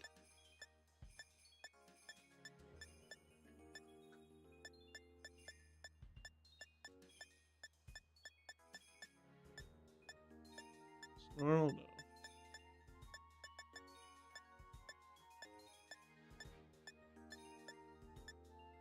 Acrobatics could be good. Instead of Fly, Acrobatics, that could be good. Get rid of that thing. Is that it, really? Encore? Maybe Encore? Can't learn. Really, I'm just looking at Douchebag. Everyone else is fine except for Douchebag. Check something right. Is there a way to make you suck less? Because, like, your immunities are really good, but you can't do anything while you're here. The user lowers the target's attack and special attack set, then it switches places with the party Pokemon and wait. That could be good. Maybe I do that. Maybe I give you parting shot.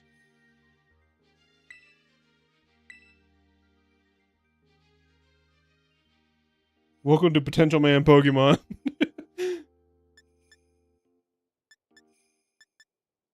Fuck it. We'll get rid of Fly and we'll just give him a bunch of utility moves. That's gonna be his whole thing, his utility. Let's see if that's a little better. And then, yeah, I think I am gonna do Flip Turn and keep close combat. Because I keep trying to go for...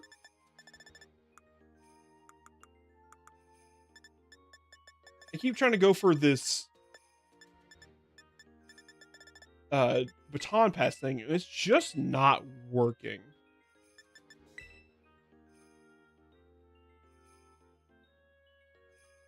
Yeah.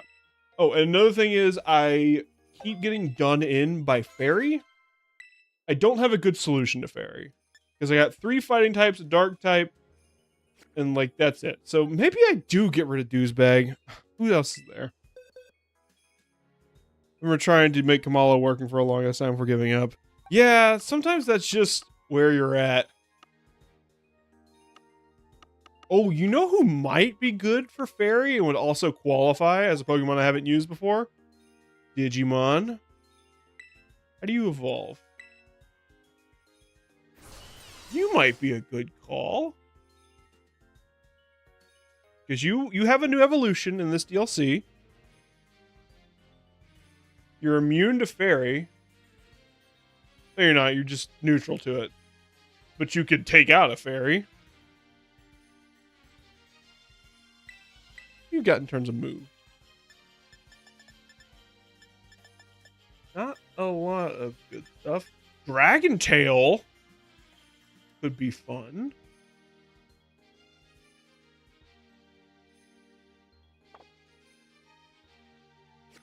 Okay. Let's at least move him to... Let's move him to the golden ones. Let me think here. Maybe I put away Punch Rat. Give Douchebag instead of Rock Slide. Hear me out. Instead of Rock Slide, no damaging moves on Douchebag. And instead, give him Stealth Rock. And then use Parting Shot and Dragon Tail until we have a favorable matchup. If you want to evolve Digimon, you need an item you have to find off the ground. Okay. Maybe I already found it.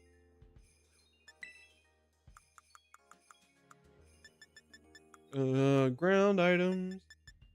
Let's sort by newest. Yeah, there we go. Everstone Protector, Strawberry Sweet.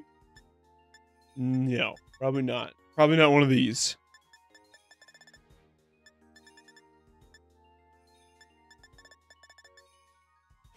I'm definitely going to need something else to deal with the fairy woman.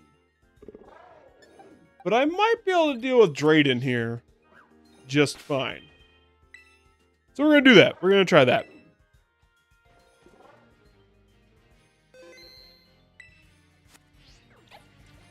I'll probably be able to take him. And if I can't, I'll try something else. I'll go give you a few rare candies. Because you are not keeping up. Because you're kind of ass.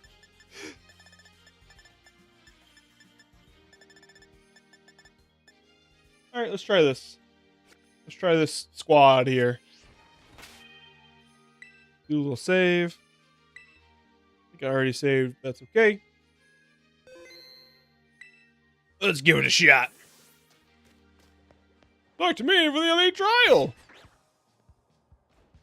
Welcome to the Polar Plaza. We're the team that supports Drayden to the Elite Four. And you're Brunswick, right? One of the BB League challengers.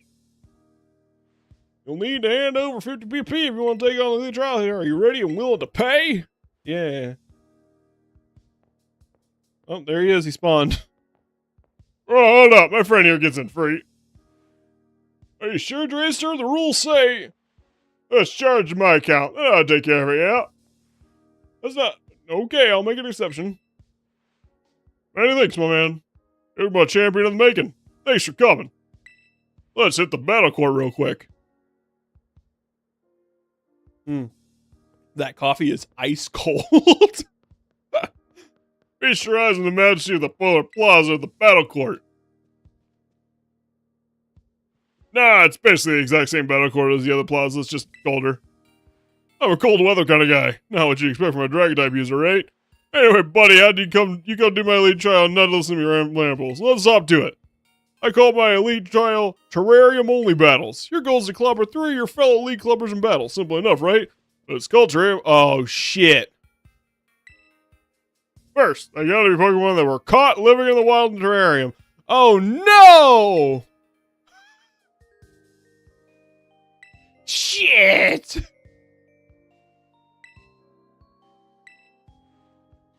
Yo, I kind of respect that. Maybe later. I kind of respect them saying, no, you may not use Ogre Pond to cheese your way through this battle. Oh, I like that. Okay, cool. I'll come back and do that. All right, that's a challenge. That's fun. All right, this DLC is kind of winning me over a little bit. Well, in that case, who's the next one we could deal with? Probably Steel. We have a shit ton of fighting type. Let's go fight Steel Woman.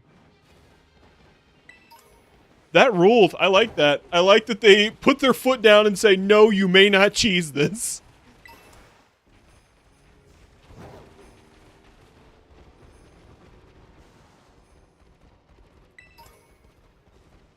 Well, cool. Well, in that case, we might not be able to get one done before the break, but that's okay. I'm having a good time just catching Pokemon. Why did I jump absurdly high? Did anyone else notice that? I just jumped like crazy high for a second there. Alright, well. Yeah, the sound mixing in that movie is bad, and the other problem I had with Phantom Menace that was not the things I mentioned with the writing issues, was, sure are a lot of, like, problematic depictions in that movie. And it feels like at a certain point, it doubled down on them on purpose. Like, oh yeah, it's a little, George, it's a little suspect that, the race that you described in the opening crawl as greedy, they all have Chinese accents.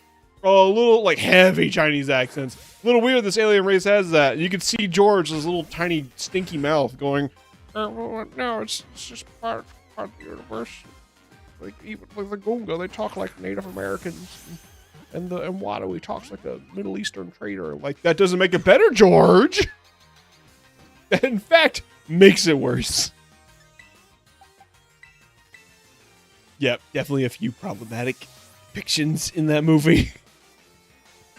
The Wado character with the big nose, he talks like a Middle Eastern... Okay, but now for something good. I will give it this. It does a really good job of showing off the scale of battles. I think especially the battle sequence at the end of Phantom Menace is like really well put together. It has really good cinematography, good editing, good choreography, and it's way better than its equivalent in Return of the Jedi. And I think it's like, it's about on the same level as Hoth. It has a really good pace and a good scale. Like, stuff in the environment, like, you can just tell that, oh, this is a new era of Star Wars movies when you're moving from Episode 6 to Episode 1. Because, like, it definitely has this, like, change in how effects work. Like, even, like, obviously technology is better. But even, like, oh, the CG robots are shooting at the real people. But, like, when they land the shots, like, boxes fall over and, like, the environment reacts and stuff blows open. In a way it doesn't in the original trilogy. Like, unless they're specifically shooting something to break it, like, stuff doesn't react in the original trilogy. But, like, the Naboo guards are hiding behind crates and stuff, and, like, the droids shoot the crates and they fall over and explode. Like that's a good. It shows the weight of the blasters and that they're not these just weird sci-fi lasers that do an unknowable amount of damage. Like just leave kind of a burn mark. And like that scene where the Gungans are kind of winning the battle, and then those big carriers assemble a huge army with the music and marching slowly with the score. Like, oh, the score in that movie is fantastic. So good. It's such a good score. I like it a lot. The choreography of the Darth Maul fight was rad.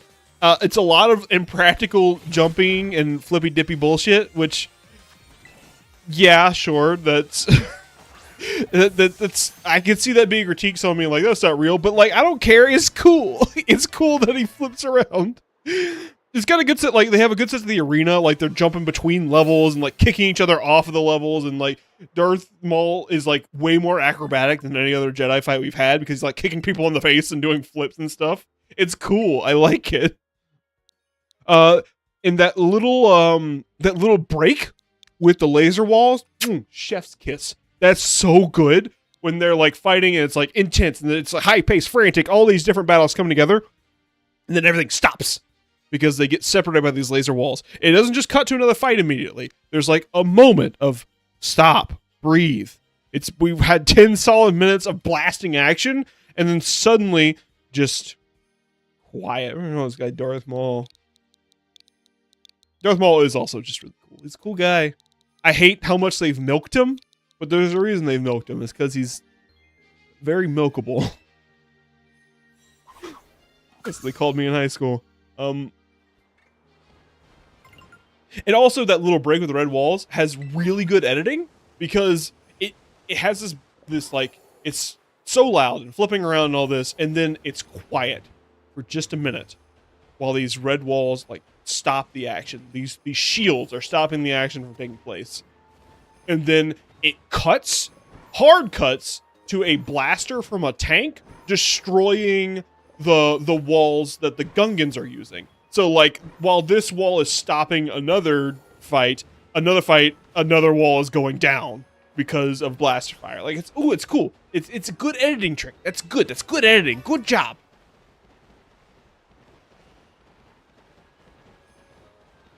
What else in that fight is cool? It does a really good job of like having a good pace. Like everyone is kind of at their lowest point at the same time. Like the Gungans look like they're about to lose, about to get captured. It looks like Padme's group is getting captured. Qui-Gon dies. Like all of that happens at the same time. Anakin's ship stalls inside the enemy control station. Like it looks like everyone's like in a bad sense at the same time. It's good, and they all rise above at the same time. It's really good. Pod racing, I already talked about that. Really good. The score, I need to reiterate, really, really good. Every note, and not just how the score sounds, because it sounds good, but also like the way they're edited in, like every musical cue slaps. They hit exactly as hard as they need to. Like the marching is in tune with the Federation's like marching theme. Like everything is exactly where they're supposed to be, and it sounds really good. It sounds good. It's edited in really well to where it hypes you up really well. Like this movie gets a whole other letter grade because of its score and how it's implemented. People say the pacing sucks. Like I think that's a common critique of that movie, of Phantom Menace. I don't agree with that. I thought the pacing was fine. Like Tatooine got a little long in the tooth. Like that probably took a little longer than it should have. Probably should have been a little closer to the actual pod race by the time they found Anakin, but whatever. God damn it. Trans rigs.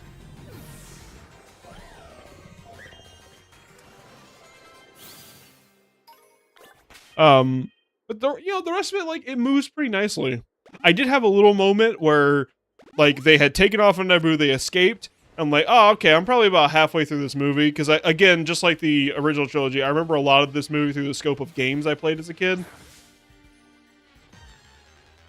Like, I think Yeah, game. I definitely wanted to hit the guy between the big guy's legs and not the big guy himself. God damn it. What was I saying about but yeah, I had a little moment where I was like, yeah, I'm like halfway through this movie, and then I looked at it, I'm like, oh, I'm only 40 minutes into this 2 hours and 40-minute movie. I still have 2 hours left. How is there still 2 hours left? But I never felt the dragging of it, you know? It was fine. Can't aim at someone that's not in sight, you big idiot. Oh, one last thing. You know that award ceremony at the end? It's like a cool little callback to New Hope, because that also ended with an award ceremony. And then, like, Boss Nass holds up that glowing orb and goes, peace! What the fuck? What the fuck is that big orb? Why?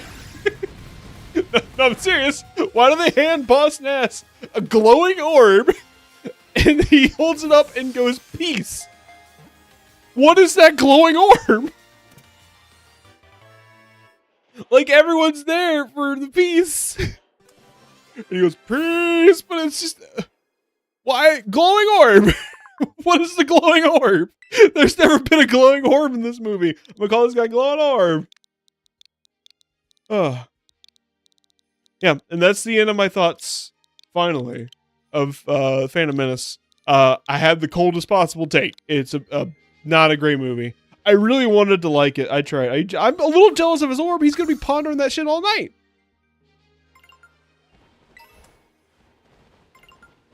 It's a bit of a mess. I really wish I lived in a timeline where somebody slapped George Lucas's sweaty wrist and said, no! And then they took a swing at writing instead of him. Because a lot of this could have been fixed by just someone going, okay, that's enough, George. He needed somebody else to take a pass on the movie and make it better. That's really what it needed. It's unfortunate, because it could have been good. The elements were there. Now, I'm a little intimidated by Attack of the Clones, because that one I've heard is the worst one. Until Rise of Skywalker, which is always worse, that is the worst one. It's the one where nothing happens, and that's... I don't have a lot of time in my life for a movie where nothing is happening, so that one's going to be a bit of a drag to get through. But the thing that's going to get me through it, a little treat that I get at the end, is I'm going to watch something I haven't watched before. I have watched the animated Clone Wars, like the CGI series that came out in the late 2000s, well after the prequels were done. I have not seen the gender tartar sauce one, the Jendi Tartatovsky, the guy who did Samurai Jack. Was it Gennady? Gennady Tartar.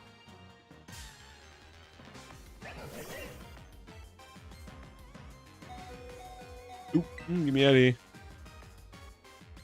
I have not seen that, so I'm gonna watch that in between Clone Wars and or Attack of the Clones and Revenge of the Sith, which I'm excited for, because that's gonna be cool. I like Samurai Jack. I like the way it's animated, and the fact there's Star Wars content that's anime like that, and it isn't canon anymore is so stupid. It's really sick that they did that.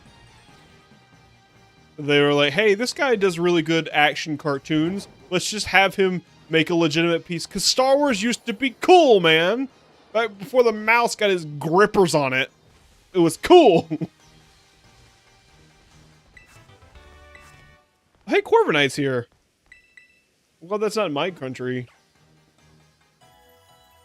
The local hammer children would lob a hammer at it. Kill it. You're not bugging my medals. Yeah, what else have I been doing? Besides that. Oh, I've been playing a lot of Slay the Spire. I'm finally at a point where I think I need to take a break from Slay the Spire. Because I think I'm at a point where I'm getting more irritation out of it than I am enjoyment. Right. I don't know if anybody in chat is like Slay the Spire pill like I am, but everyone just hang in there for a minute because I got to tell you about some bullshit that happened with Slay the Spire. Because I have it on my phone now. It started off as like, oh, it's my treadmill game. And then like now just whenever I'm bored, I find myself drifting to, oh, I could play a little Slay the Spire right now. And then I have it, and then it takes up a lot of time to play Slay the Spire. And sometimes it's okay, like, oh, I don't need to pay that much attention to what's going on right now. I can like kind of half pay attention.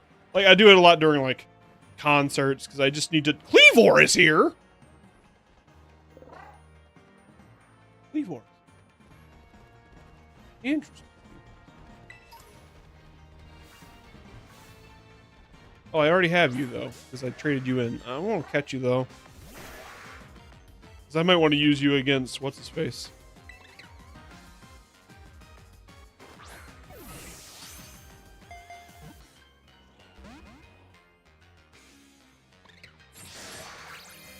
How does Cleavor, like, work now? He doesn't have a signature move.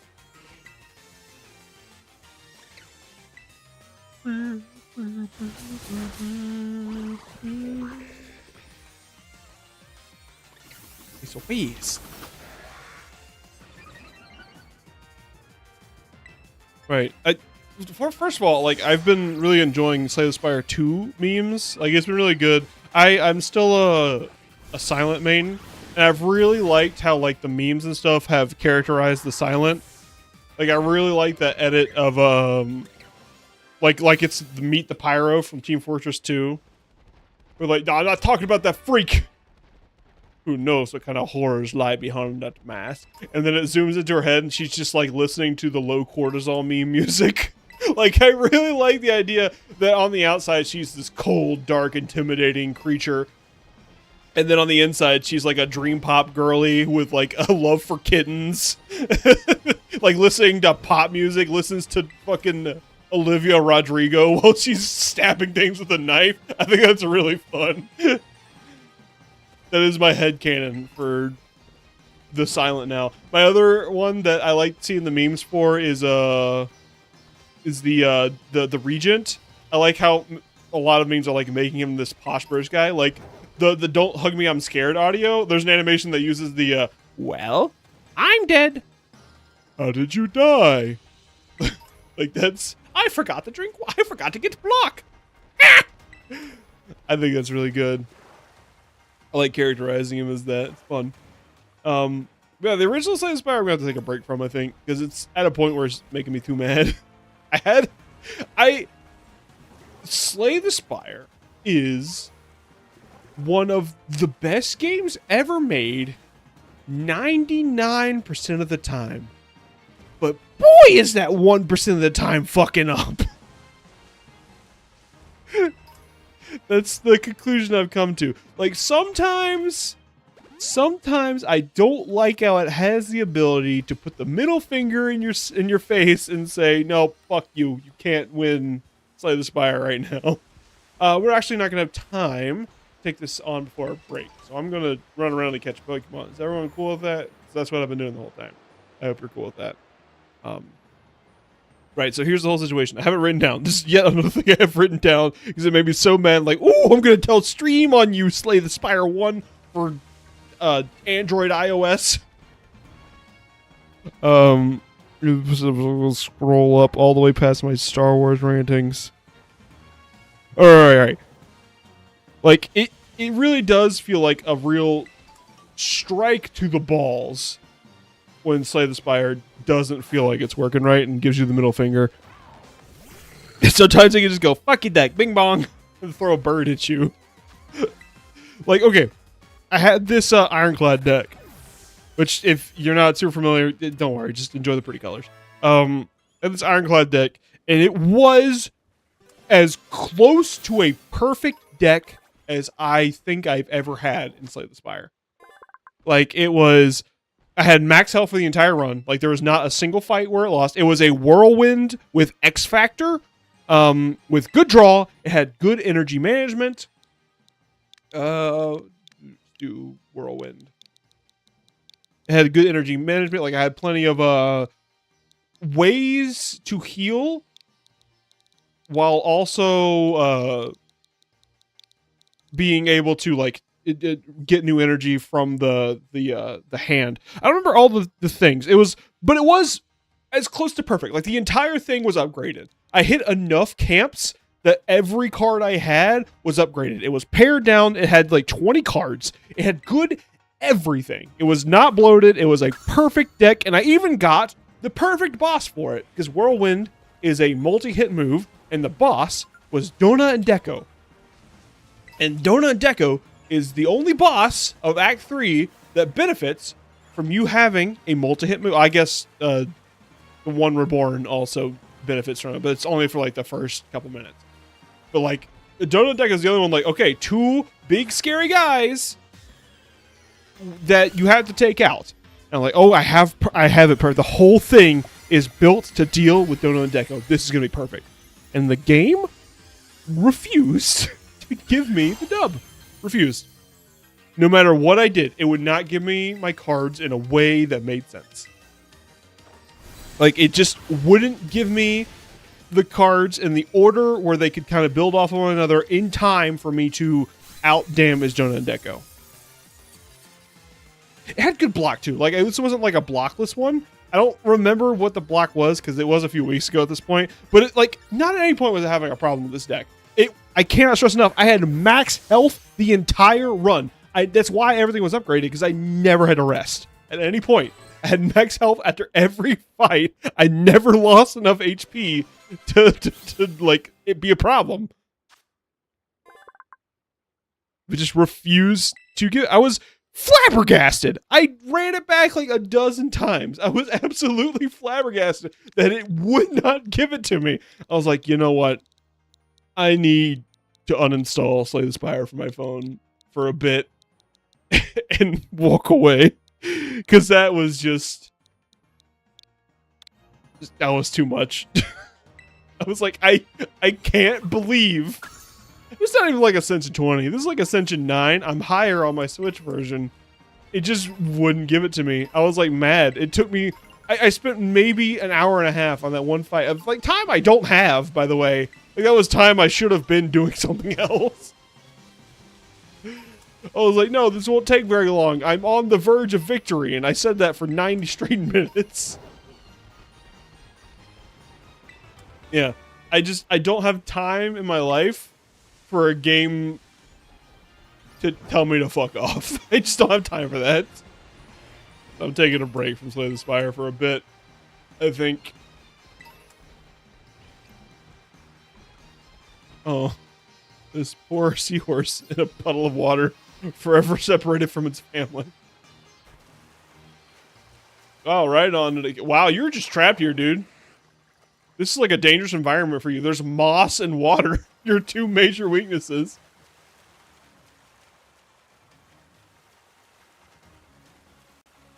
Well, we're going to take our break here in just a few minutes. I think I have what I need for... Oh heavens. Ugh. I think I have what I need for the fight in this area. So we're going to go ahead and head on back there.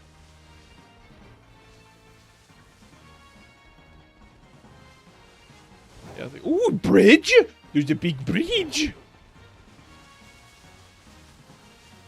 Also, if anybody's playing Slay the Spire 2, does anyone else feel like you're getting the bridge event an inordinate amount of times?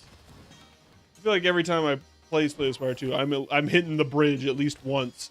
And I hate the fucking bridge. The bridge sucks. I hate the bridge event. It's almost like, would you like to give away this card that's pulling your entire deck together? No. What about this one, which is your main blocking card? No. What about this power, which without you cannot function? No, please. I've lost 12 HP at this point. Please stop. Okay. But what about your fully upgraded Searing Blow? No! My favorite runs of Slay the Spire 2, though, are Kaleidoscope runs. I don't know if anyone else has that opinion, but Kaleidoscope is an insta-lock for me. I think the most fun part about Slay the Spire 2 is his cross-color decks. It's so easy to get cards from another character, and it's so fun. It's fun every time. I love having cross-color cards. Because, like, again, I'm a Silent main, so if I get the opportunity to get Ironclad cards, boy howdy, that's a party. That's a party and a half. Get that one that gives you block every time you exhaust a card with a Shiv deck? Oh, lordy lord. Fucking the Ben 10 monster ain't got nothing on you.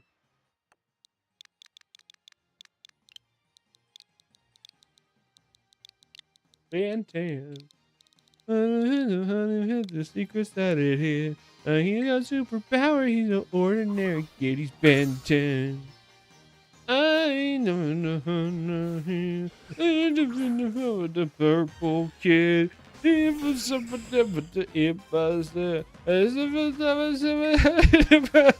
Ben 10. Hope everyone enjoyed Bigby's official rendition of the Ben 10 theme song.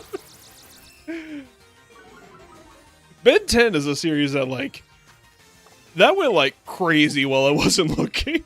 Like, I liked it when I was a kid. It's wild to me that Ben 10, I think it's still coming out. I think there's still new Ben 10 content coming out on Cartoon Network. Because, like, that might be another one I would enjoy revisiting at some point. Maybe make a video on this Ben 10. Because, like, I watched the original series when I was a kid. And then about the time I wasn't going to be watching Cartoon Network anymore. Because, like, the stations in where I lived when I was a kid, they did this kind of hoopty-doopty thing where I got Disney Channel, but I lost Cartoon Network for a couple of years. Honestly, it was during the dark years. Actually, no, that's not right. It was during the glory years. It was during, right? I watched the premiere of Adventure Time, and then I lost access to Cartoon Network on my cable. Apparently, I could have just, like, watched it online the whole time, though. Dasha talks about this a lot. There was an era of Cartoon Network where they figured out they could upload episodes online, but they didn't figure out how to monetize it yet. And man, we used to be a society. Can you stop using Brave Bird on me, you douchebag? I don't have a good solution to that. I guess douchebag. I really get torn apart by flying, don't I?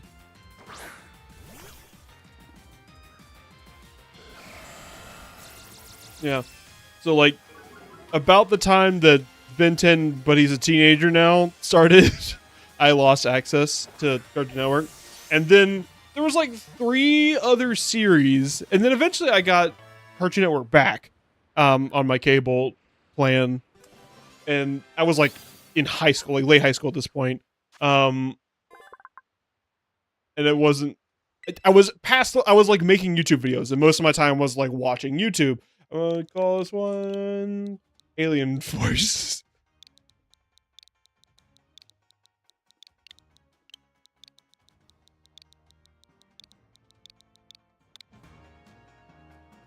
Alien Force. And then, so, like, as I was a teenager, I would watch Cartoon Network in the morning. Like, I would be getting ready for school, and that would be my time to watch cartoons. And, like, it would rotate what show that was. Like, I watched a bunch of weird shit.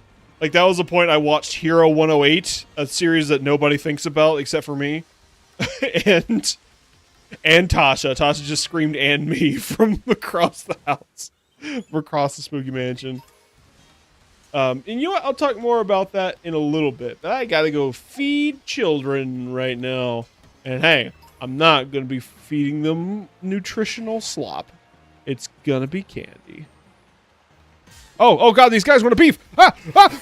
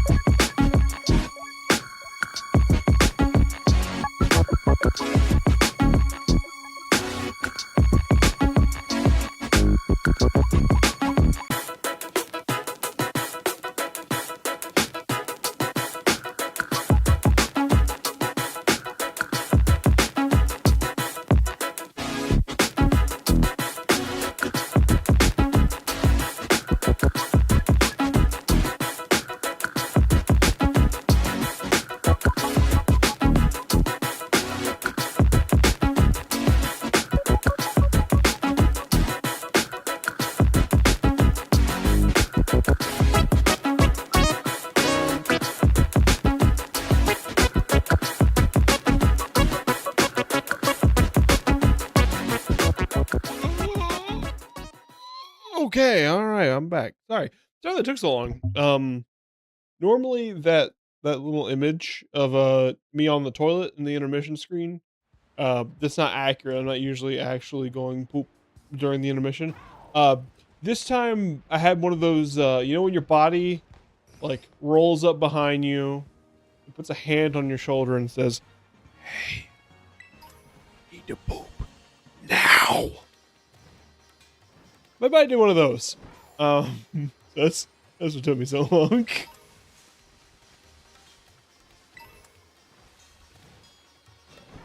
Anyway, I don't remember what I was talking about. I was fighting a Cranidos, but I stomped his head and then continued on my way.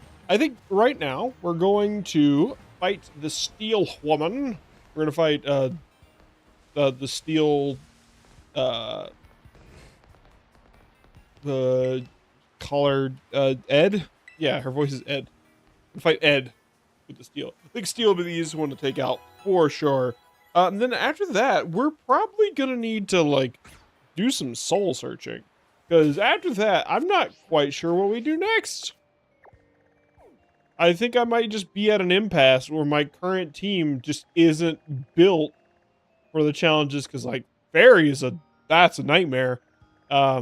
I literally cannot do Dragon, and then Fire is going to be just a whole nother matter. Actually, I probably can take Fire. I've got Quackin. McQuacken, that's all I need for that, right? And then Punchret and Transregs can probably take the rest of it. Anyways, for the Steel Woman, we want to start with McQuacken and then probably Douchebag, right? For setup? Yeah, Douchebag. Actually, no, we want to swap into Douchebag. So let's put in Punchrat. Yeah, Punchrat. Talk to me for the Elite Trial. Hey, welcome to the Canyon Plaza. We're the team that supports Amaris of the Elite Four. And you're Brunswick, right? One of the BB League challengers? That's me. You need to hand over 50 BP if you want to take on the Elite Trial here. Are you ready and willing to pay? Yeah, there you go. Thank you very much. Duly received and noted. Now here she comes, our very own Amaris. Brunswick, yes? As you see, I am present and ready for trial. A change of location is required. Oh, this was not the right character for the Ed voice. Not at all. But I'm doing it now.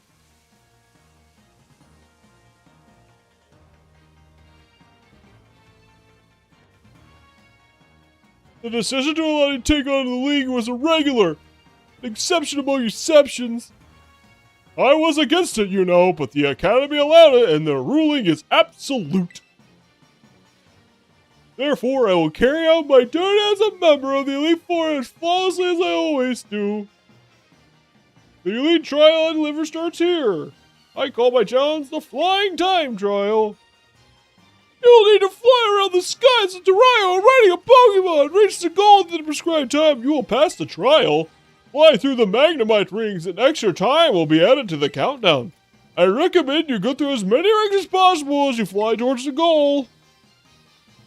Did you verify that you are ready and willing to fly my Eddie? Understood. What are you wearing? You just wearing a chain from your boob to your shoulder? That's Grydon. Hey, I'm about to get a place in this DLC. Oh, with some effort, this Pokemon will be capable of flight. Your name is Agius, yeah. Oh yeah, I forgot that I named him that.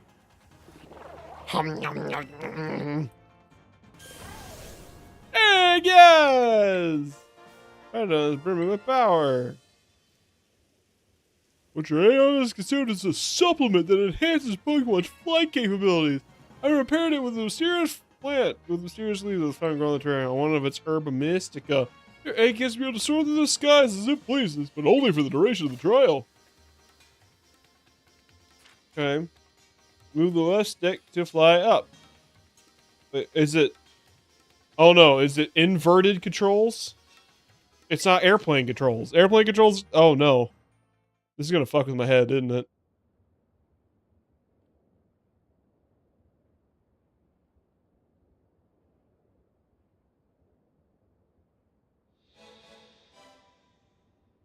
You know, this is, we'll see how it controls, but that... If it controls good, this is better than the fucking skiing one. The one that's like, can you go down the mountain? Yes. Good job! You went down the mountain! Alright, so it's... Up goes up. Right? That... Oh, that fucks with my head. Not airplane controls. Am I supposed to be doing something different here? This feels a little, ludicrously easy, despite the controls not quite being what I want them to be. Am I doing something wrong? Is there something else I'm supposed to be doing? Or is it literally just fly through Superman 64? They took inspiration from Superman 64? They made Superman 64, but they put it in Pokemon?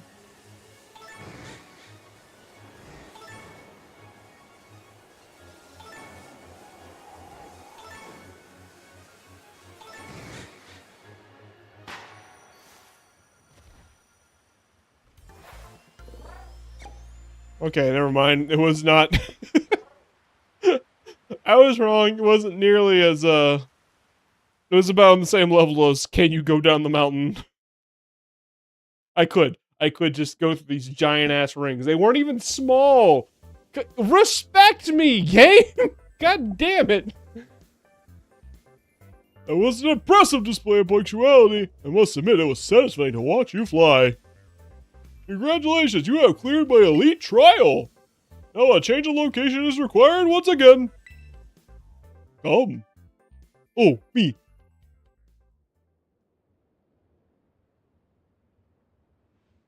You've earned the right to face me in battle. Do you wish to begin? Yeah. Understood. Let's assume our battle positions. I used to have a really good Ed. I don't feel like I have a good Ed. This is also just not a good character for Ed. I chose poorly. I saw this character just kind of sitting there, and I was like, oh, well, I haven't done Ed yet. And then, when concerns Kieran, what is he to you? He's my pal.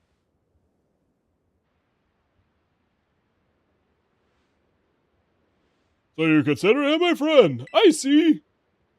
For my part, Kieran is the younger brother of my dear friend Carmine. Something in him has changed. He's not his usual self, and he is prone to dribble.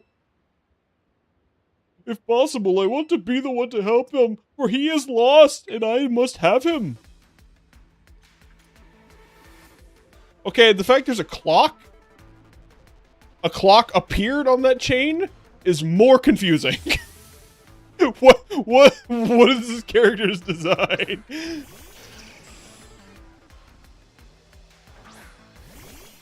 What's right the Merkle around? Get ready, Skarmory. You two Dugtrio. We're finishing this battle right on schedule. Alright, well. Hey, I got a plan. What if I just terastallized? Would that be good? No, that wouldn't be good. But if I terastallized McQuacken, that might be good. I'm going to go ahead and paralyze Skarmory. And I think I am going to terastallize McQuacken. Get these Aqua Steps off. Because you have Tangled Hair, right? And that will lower my speed, but using Aqua Step will raise my speed. And also, this keeps you from using your flying move on me. You're going to absolutely hit me with Brave Bird. And this keeps that from killing me. Also makes my flip turn good.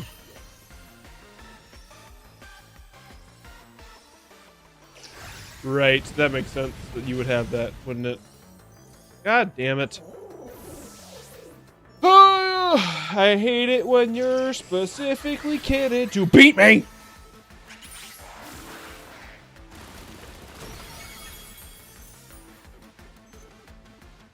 Unfavorable type matchup. You caught me off guard and my glasses have fucked up.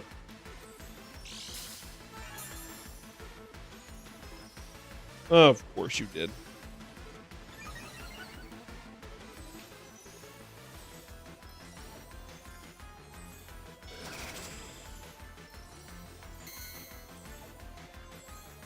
Okay, well now I think the play is Craig in. Because Craig heals McQuacken.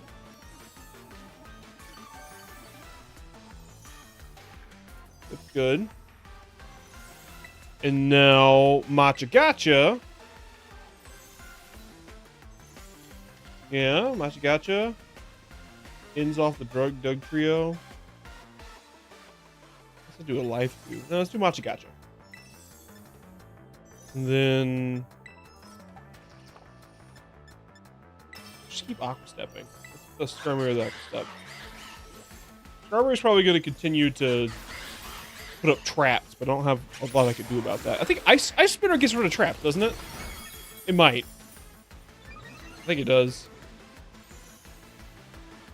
Rocky Helmet, shut up.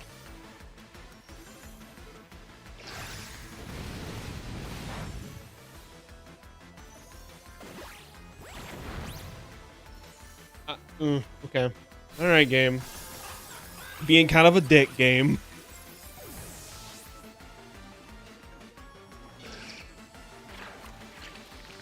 Gotcha. Burn would be appreciated. But bad luck can also play a role in battles. Shut up. You know what a crit is. I know what a crit is too.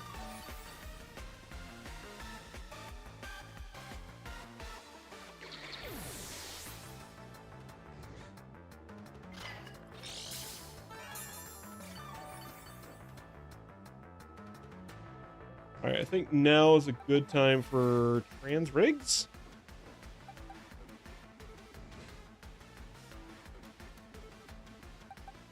Yeah, I think trans rigs.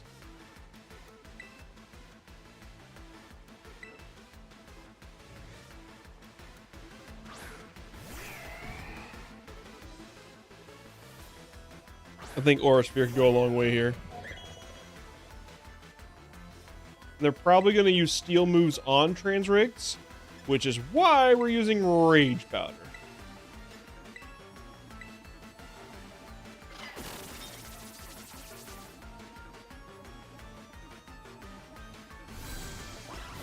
Bada bing.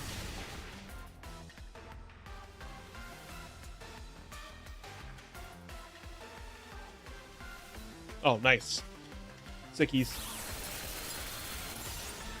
So they weren't aiming for trans rigs at all. I'm trying my best here. I'm trying my best, and they're just not making shit that makes sense. Ugh.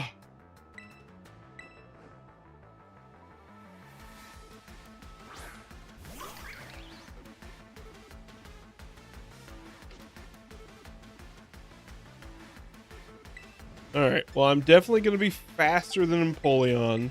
So another Aura Sphere takes out Empoleon. I think we take out both of them this turn.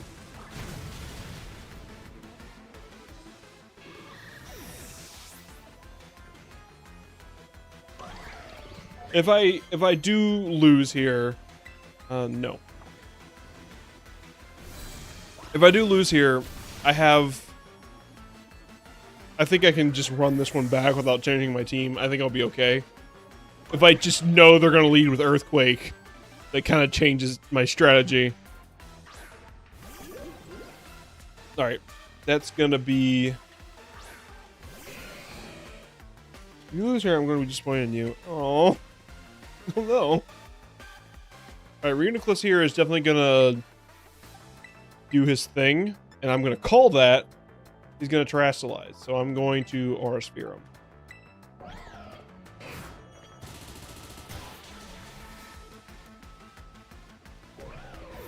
What?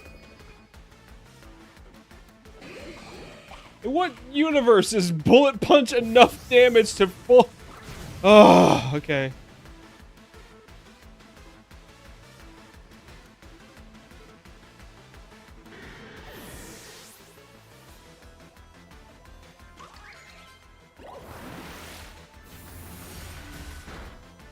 Okay. Down to the last guys. Douchebag being at the end here is not the greatest thing in the world.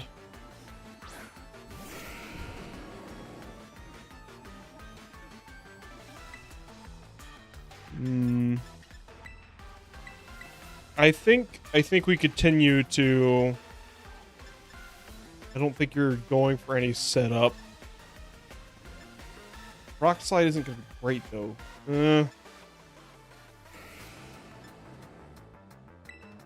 Can I use Parting Shot without swapping out? Oh, let's find out. If I can't, I lose, so I might as well try, right? And Pride Month, no less. Hey, remember a second ago when a Bullet Punch took out my Trans Rigs from full health? What the fuck was that about?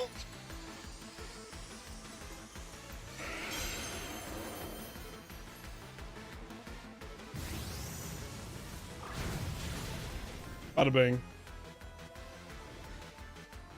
That was the break I needed.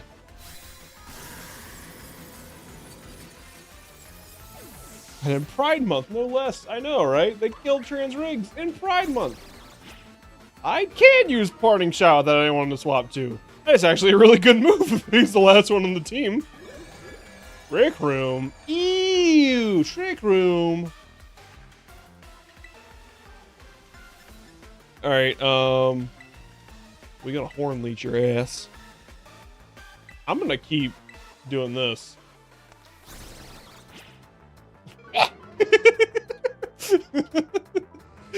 We're gonna close this like... Am I... What? Hang on, what? Why am I going first? Because of Mold Breaker. Right, well, no, that's not why. Why? Hang on. I'm so confused. What just happened? Why did I go first? Because Reuniclus is supposed to go last. Reuniclus is the slowest one here. So why did he go last both in the Trick Room? Oh, because Trick Room is like anti-priority, right? So he just keeps using Trick Room, and that's... Okay.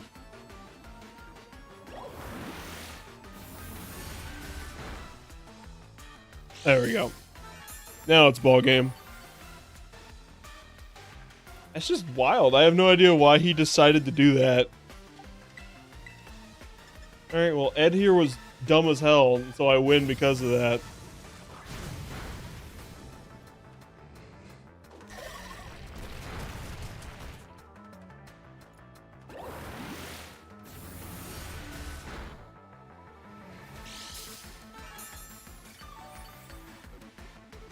I don't like how Douchebag has pants. I don't notice that. Douchebag got pants. He's rocking the shorts.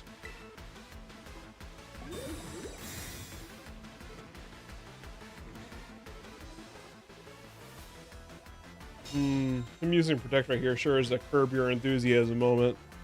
Ooh,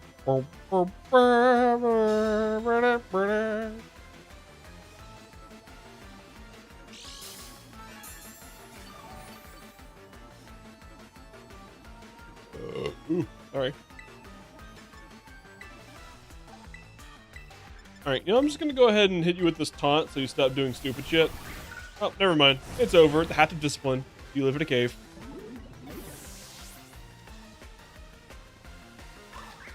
Yeah, that was annoying.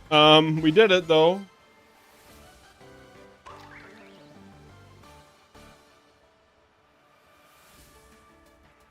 I'm not enough, I see. I don't like saying that in that voice. I don't like her having that voice.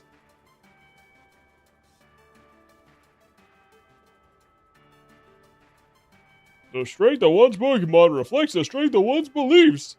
Your desire to help Kieran is evidently greater than my own. No, you care plenty. Oh boy, oh boy, oh boy, Brunswick, you truly are a kind person. Alright then, time for a photo. We must ensure that our victory is properly commemorated.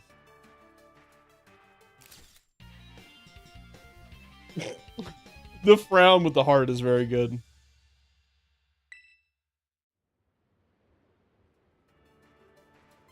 I'll give you this TM too. It contains a favorite move of mine. Hard press.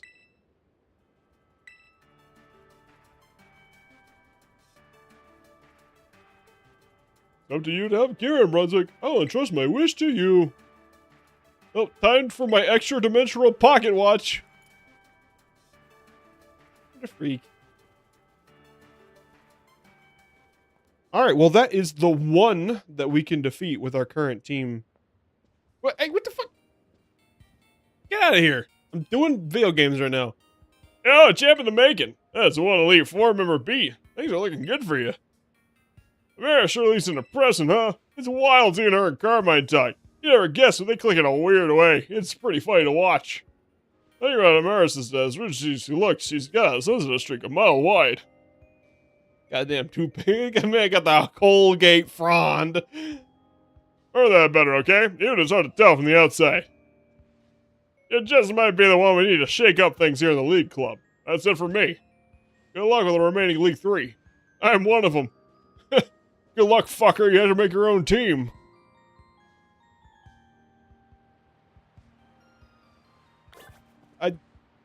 Tasha says the outfits and school uniforms here suck, but I mean, I don't know. I think Brunswick's kind of rocking the sporty look.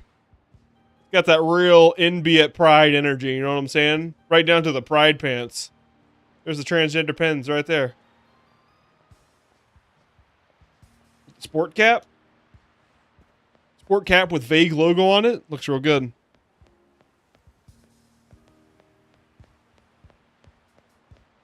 Now then, follow me, my computer.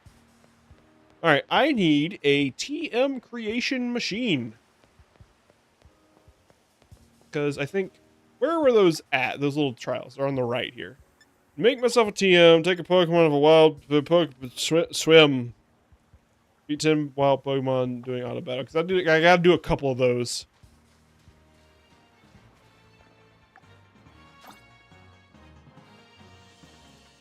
Does this count? I did it.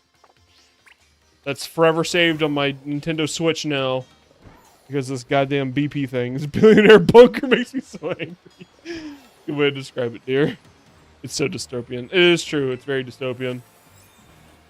Oh, Plusle. Actually, I need Plusle. Yeah, I can use this guy. Actually, do I want you? Yeah, you'll be fine. I actually need Plusle. I have Minun. I need Plusle. For completion's sake. Now we gotta work on a new team. I do like how... I don't think you were here for this, dear. I do like how the game says, no, you cannot just bring in your legendaries from the main game to beat the dragon guy. You have to make a new team. I miss my Plusle plushie. What happened to your Plusle plushie? I can get you a Plusle plushie. It's fairly common. I like Plusle. Everyone who's seen my Coliseum video knows that I like Plusle.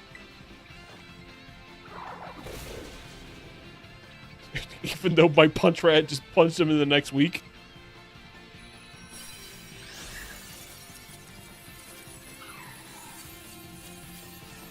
Probably going ahead of us kid. Oh, I'm sorry. Got luxury balls. Sounds good.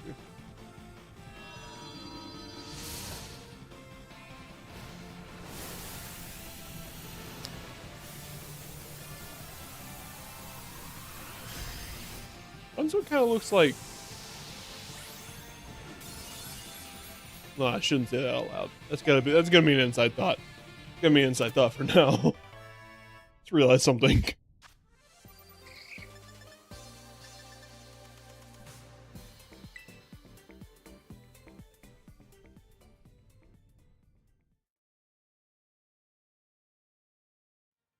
Thank you, dear. I'm learning. Sometimes it's better to not make the bit, even if I am a dirty little bit boy. I'm so mad that Ian came over to visit, and now both my partner and my friends who I play D&D with refer to me as dirty little bit boy. Upsets me greatly. That's the sound of that cover art.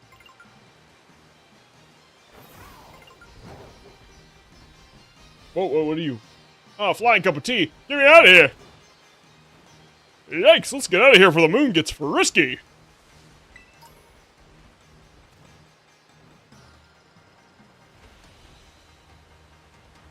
All right, let's think. Actually, do I have a graveler? I'm not too torn up if I don't. All right, I'll catch one.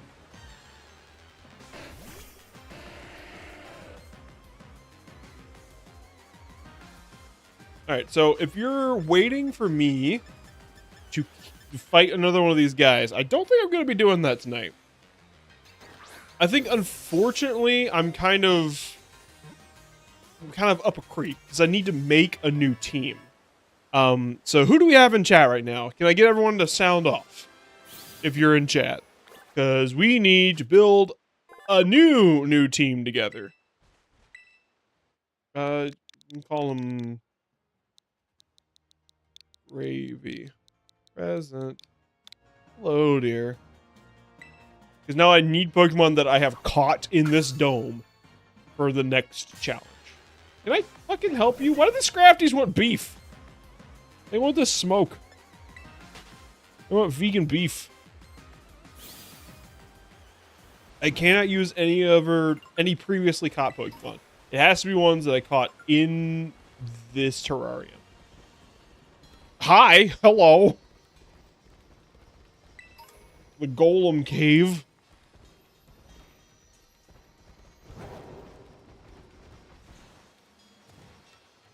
Isn't it wild that, like, golems, when you think of golems, like, of myth and folklore, those are from Jewish myth.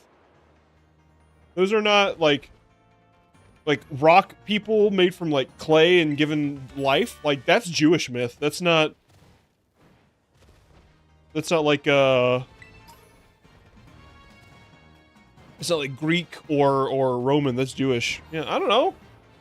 You don't think about a lot of monsters as being from Jewish legend, but those are. I mean, I guess they aren't monsters in Jewish legend. I don't quite remember what they're used for. This is cool to me. Neat.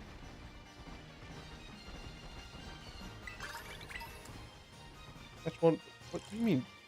When was that a challenge? And also, I didn't just do that.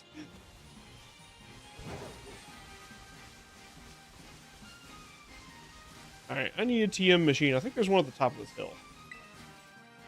Ooh, I know something we can do. Do I have you? You're 5-star. I can't get you anyways. Can't do that solo.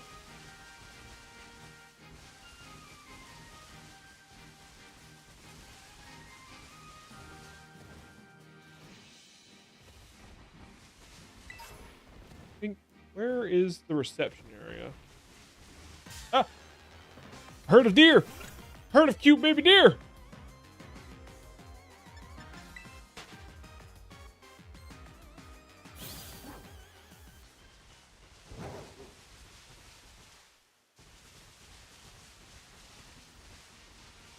top of this hill.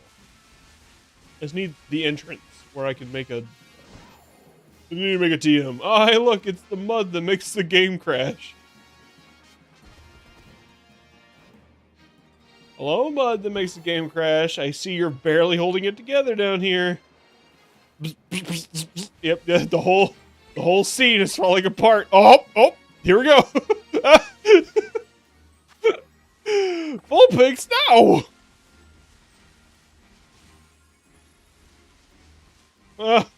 It's just the mere presence. I wasn't even looking at it. The mere presence of the mud that makes the game crash is enough to tear it down. All right. Isn't there a station for making TMs? How do I make TMs in this world? Wait, how do I make TMs without leaving?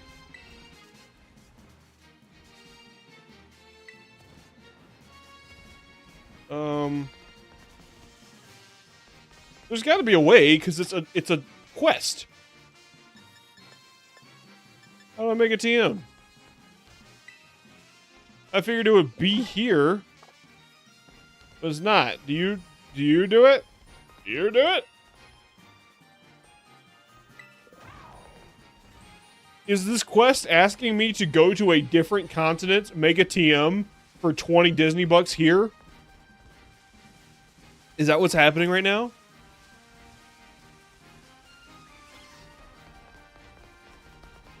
It seems kind of stupid. It seems kind of like a donkey brain decision.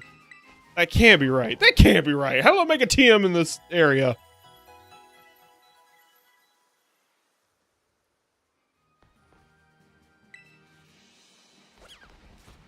Oh, hey, you're here. My wife. Hey, wait a minute. Don't I know you from somewhere? That's right, my old partner. How are you, partner? I mean, Brunswick. Oh, Perrin.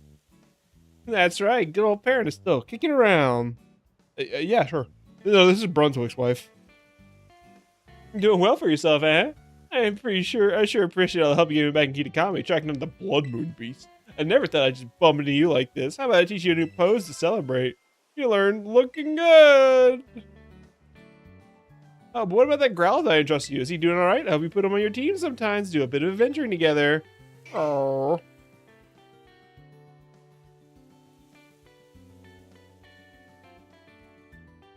She is? Oh, I definitely didn't have a revelation about that on stream that people made fun of me for. It's crazy. What a coincidence. I just started working here as a photographer, of course. Just what I'd expect. Yeah, that's typical me, huh? Though I'm still sort of waiting to hear if the school likes my work or not, to be fair. They say they want snapshots of the terrarium, and the students are all coming up for marketing stuff. So how about some photos of you? Yeah, speaking of photos, I've got a hot tip I could let you in on.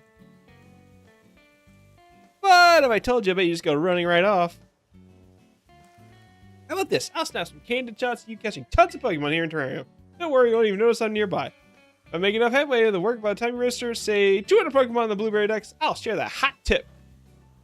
Okay, well, I probably already have that.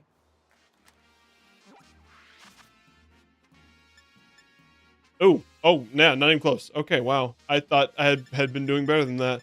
What am I missing? I feel like I've gotten most of these guys.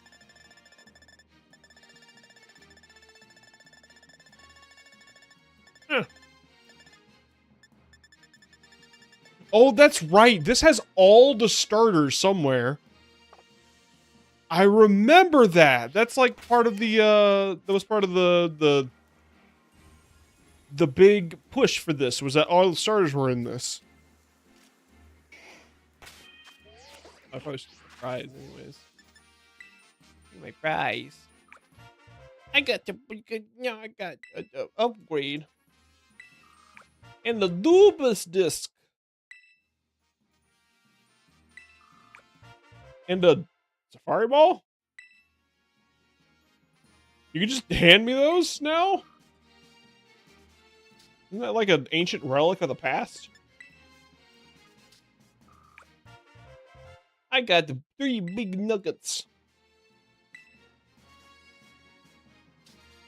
This is almost done.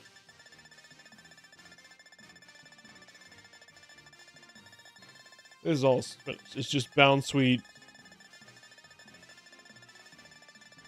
Gudra, the Dene. These guys I have to trade for, and I don't remember who they are at the exact moment, but I'm sure I will eventually.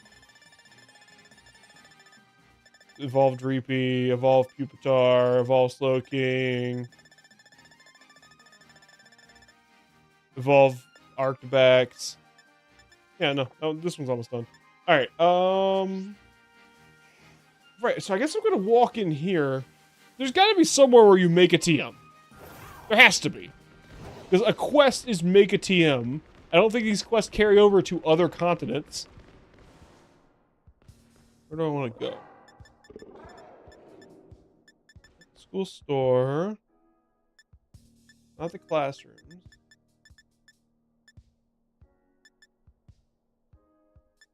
Not the cafeteria.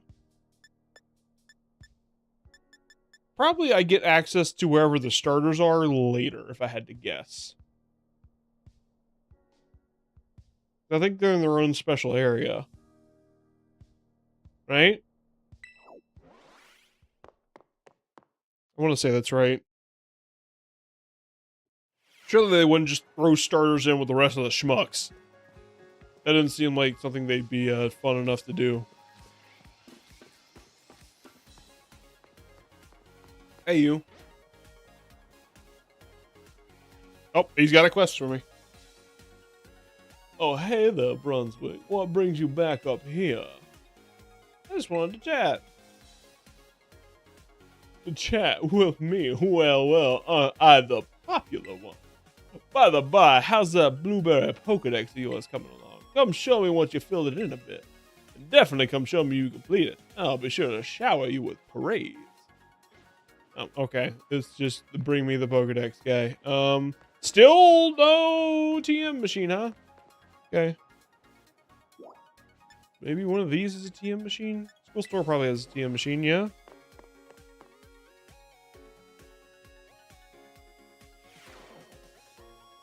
Want a TM? Want a TM, but can't make it because you need some material the Pokemon drops. You can just buy the TM over here, BP. Okay. All Pokemon trainers, your might. We're drawn to whatever mightiest. I'd love to see a Pokemon with the mightiest marks on it. Can you show me one? Yeah. Are you gonna tell me, or am I gonna have to like look for one? Is there a mark? Nope.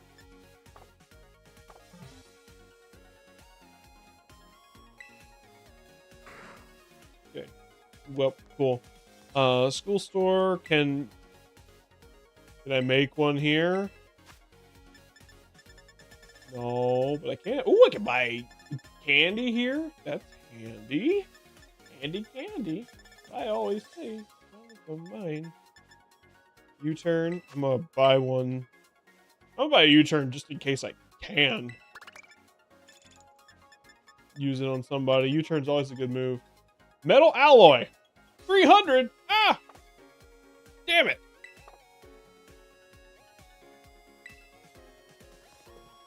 The rest of this stream is going to be me bumbling around going, God damn it, where's the TM machine?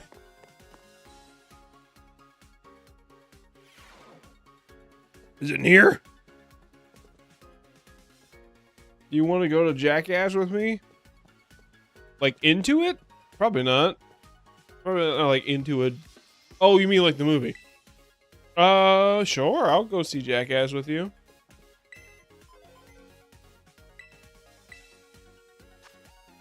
Oh my god. Oh my god. Want to change it? He just teaches me how to change it. Yeah, sure, I'll change it.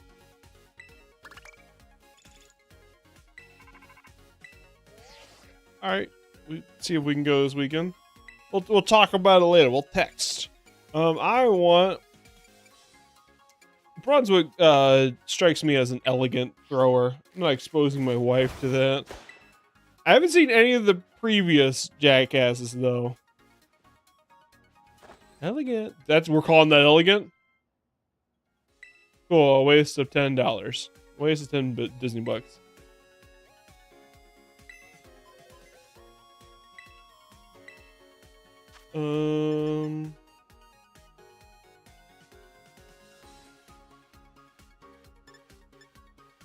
Item printer. Get an item printer for the club room. Ninja style, twirling style. Huh. Fancy, dark. Oh, there's a lot here. New species? Oh shit, I need that though. That's how you get...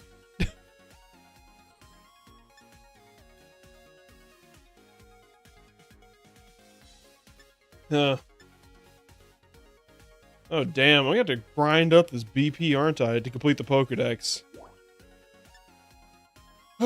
Also, none of those had a TM maker. God damn it, am I gonna have to check my memory about this?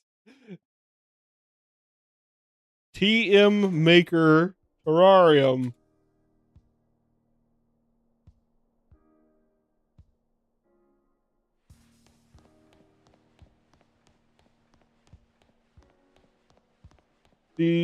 Nope, that's not true. AI, you damn clanker. It's not correct. Go to the center area. It's only in the center area. Okay, cool.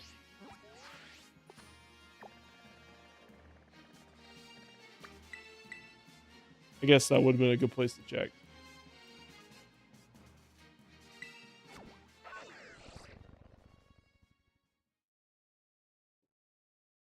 Jackass.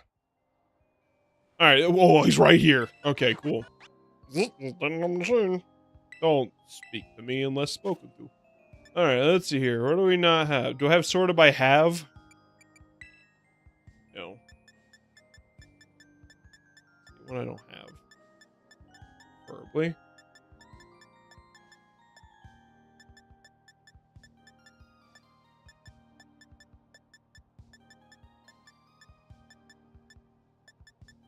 Are there any I don't have that I can make?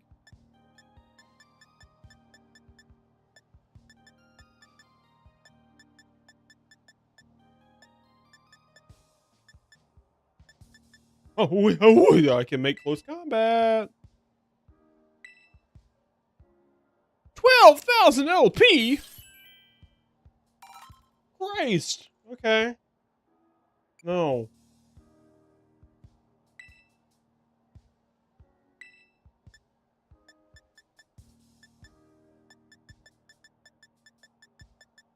Oh, here's some I can make. Endeavor, don't care. Whirlpool, definitely don't care. Electroweb, don't care. Triple Axle, it's kind of cool. Sludge Wave, don't care. Coaching, that could be good. I'm gonna go ahead and get that. That might, if Douchebag can't learn it. No, don't learn.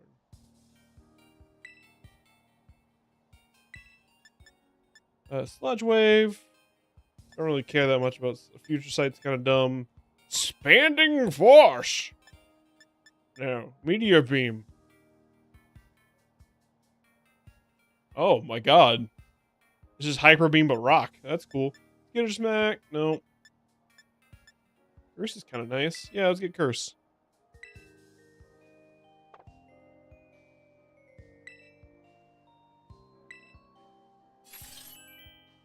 A whole bunch of moves were added in this DLC. Oh, no one actually learned Curse, please. Psychic Noise. User attacks with unpleasant sound waves. Prevented from using HP. That's kind of nice. I could see that coming in handy. It's kind of situational, though.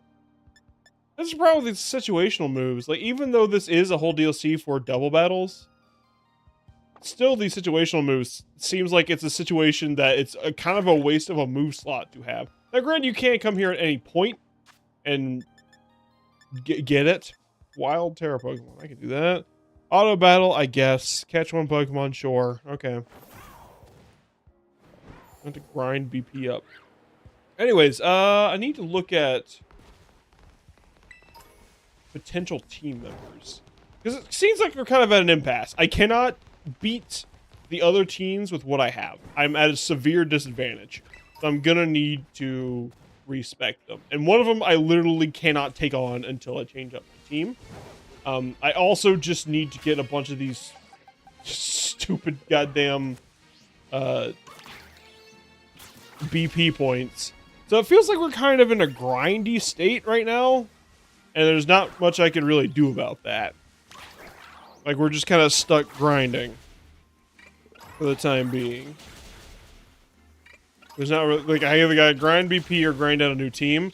So this might just be a good place to stop. I know it's a little earlier than I usually stop, but this might just be a good place to stop. Grinding like Tony Hawk, that's what I'm talking about. It was less fun. This might be a good place to stop, besides looking at team members. We need to take a look at what we've caught so far in this DLC. Let's see what we can... This fucking guy is still here. Okay. Let's take a break in this cave. We thought we could talk dinner plans. Okay, we can do that. Well, first, let's look at the box. Let's talk Pokemon. Let's talk Pokeplans first. Okay. Oh, shit. All these guys are in the golden ones. God damn it. All right. Draws electric box. Get out of here, you fucks. You're not retired. You're not breeders. You're just trash. Where do you go? Trash bin. Gotta take out the trash. Pokeplans.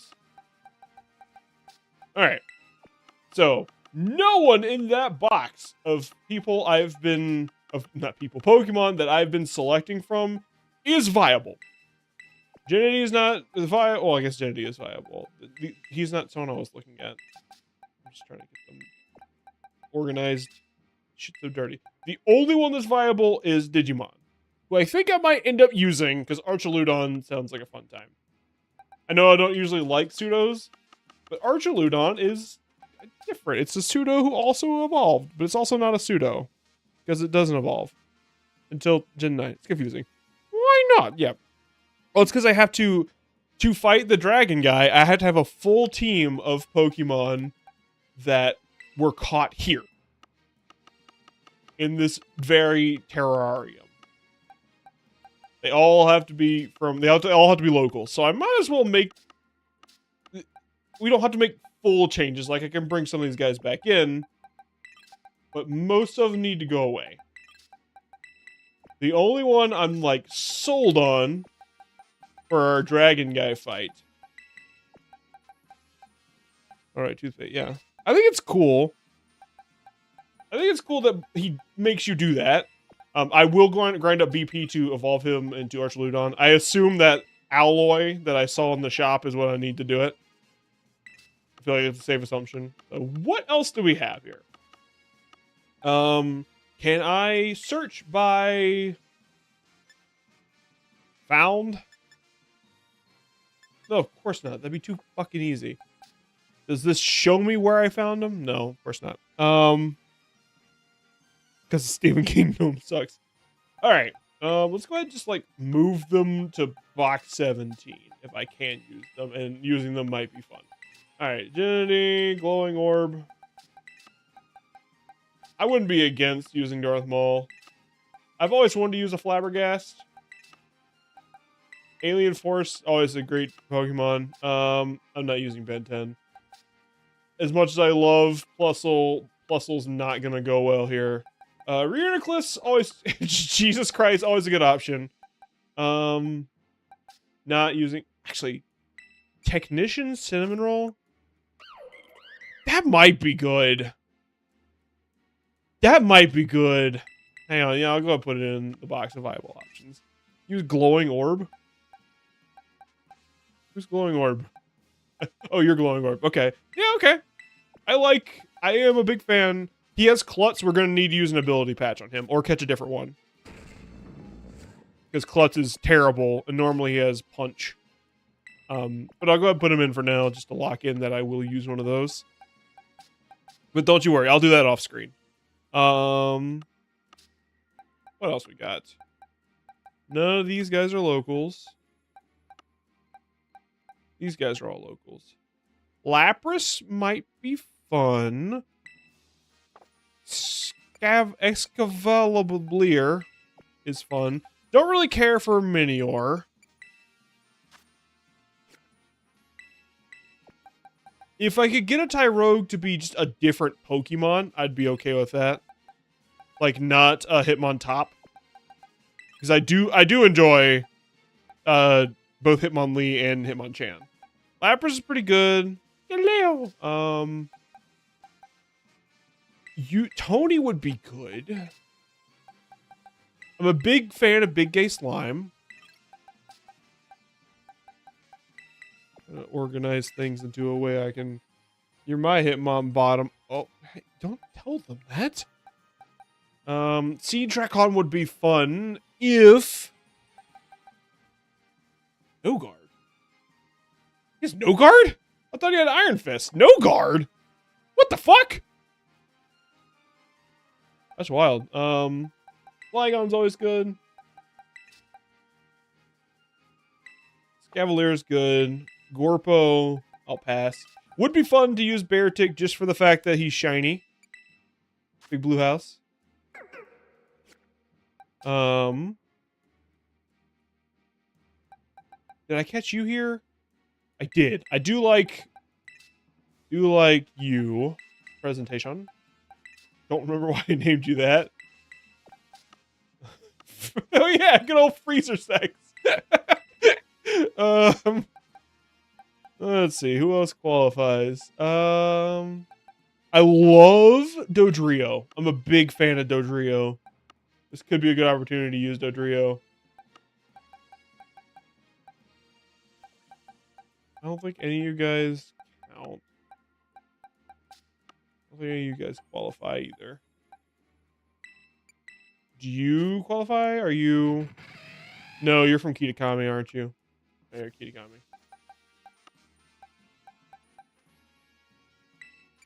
Howitzer, I think, is local. Yeah, coastal biome. Howitzer's good. Like Howitzer. I don't see Howitzer problem. These guys over here.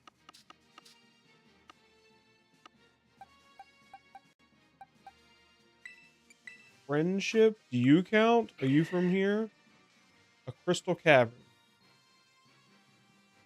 I don't think that's the location here.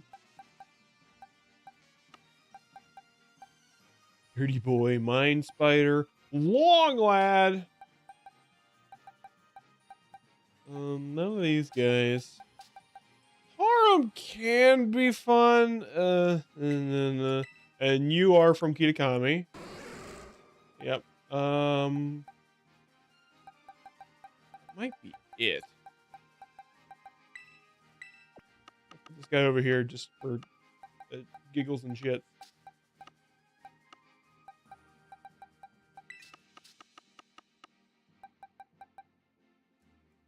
Is that really all I've caught here?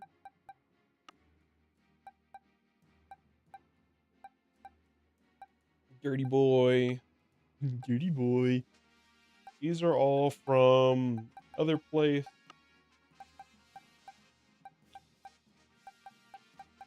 Egg.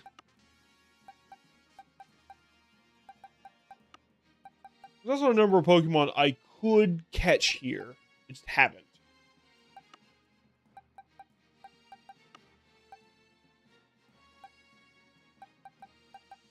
Yeah, I think... Are you from here? No, I think you're from, yeah, South Province.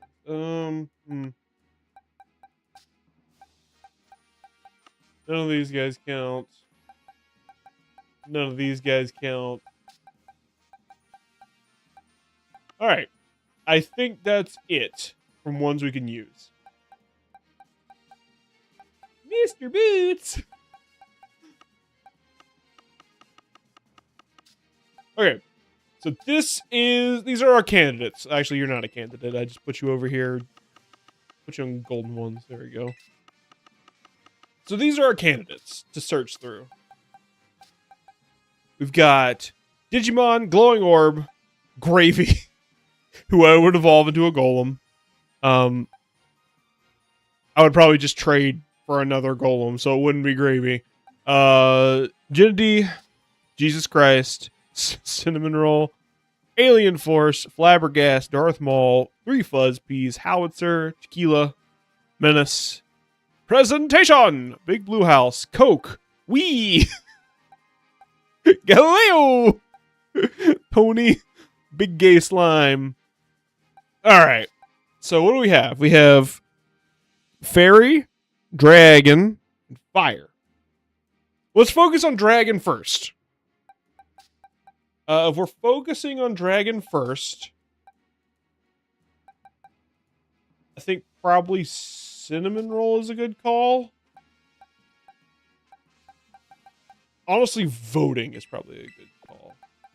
It's a little basic. Lapras is a pretty basic pull, but I do like Lapras a lot. If we're going Lapras, presentation, probably another one. In fact, we might want to go full water.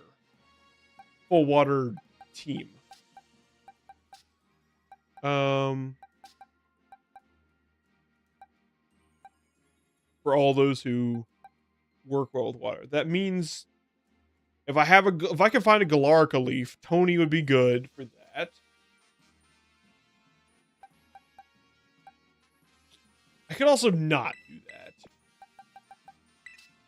It's just that presentation is really, really, really good. Wait, does Water Bubble not increase stab anymore? Hold on. I thought Water Bubble increased stab.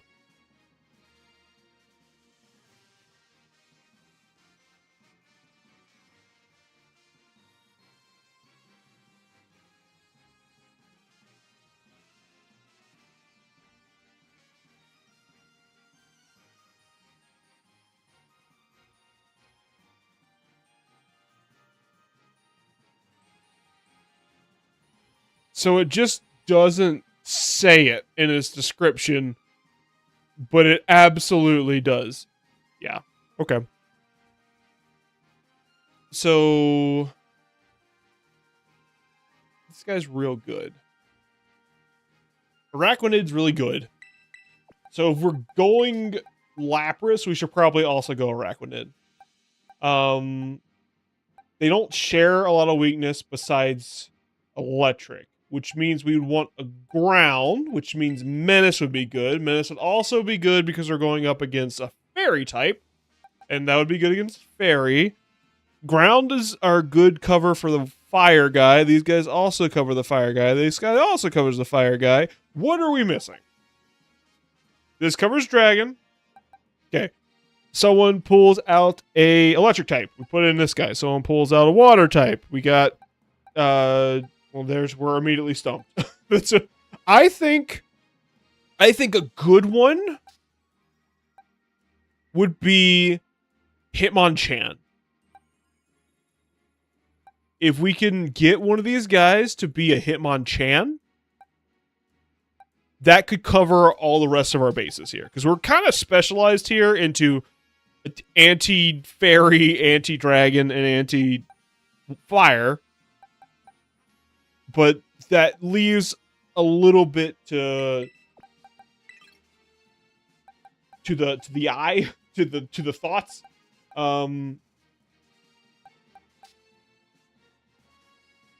So I think someone with good coverage, which Hitmonchan is fantastic for coverage, I think Hitmonchan might be the play.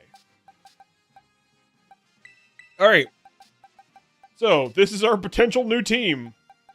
Digimon, Menace, voting, presentation. Boy, I sure wish I was thinking more when I named this guy voting. Glowing Orb and Coke.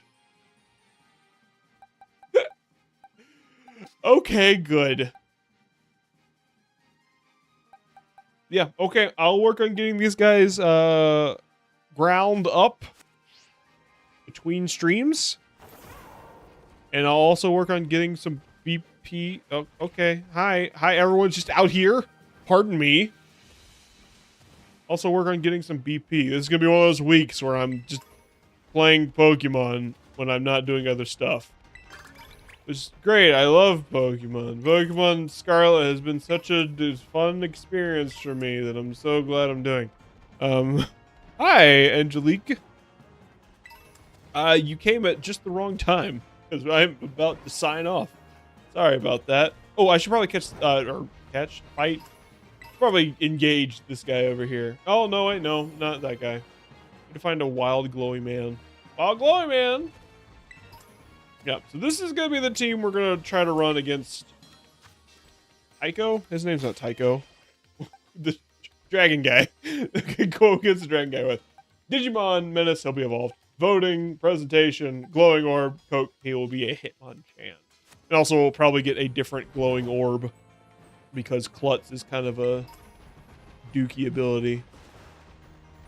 Probably give him a nice... Oh, Chargestone Cave. Whoa. What the... Chargestone Cave is so beautiful. Wait, it is just called Chargestone Cave? Is it the same Chargestone Cave? Oh, Magnemite looks ugly in this game. I have Joltik, right? I don't have Joltik! I have no Joltik! Joltik! Oh no! I get attacked by a building! Joltik is cute, man. I like Joltik. Galvantula scares me. I don't like spiders, but Joltik's cute. There's Excadrill. But I mean, all it's going to take is to evolve, or level up Menace once. Also pretty sure I spelled Menace wrong. Now that I'm looking at it. I might have not been paying attention and spelled Menace wrong.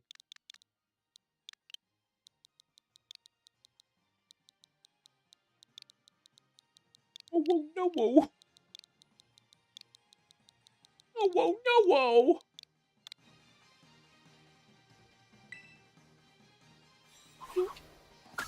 Little guy. What an absolute little guy. Well, hello. Hi there, Brunswick. It's me, Serrano. See you taking care of a good number of those barbecues. Up till now, you've only had access to entry-level stuff. See how you handle that? I think we can give you access to regular quests. Keep up the good work, would you? See you around. That guy seems like he owns slaves.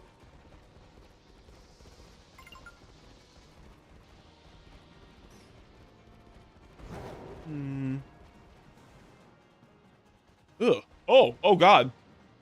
Not the Galvantula spot. Not squirting squares in the Minecraft cave. Oh no. Oh, this is way more horrifying. I hate webs. I hate it so much. Spiders are gross. This is gonna be a Galvantula. No. I'll fight you. You're level 77. You're gonna kick my ass. Do they actually hurt to touch? Oh no, they're just decoration. Why would there be anything interesting in the overworld? I think this is an RPG.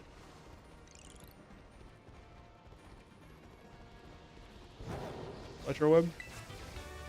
Supercell Slam. Yeah.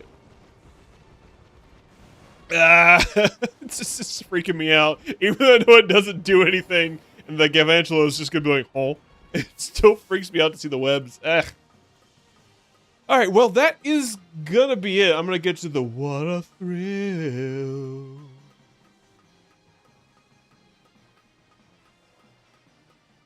I can't remember a single note.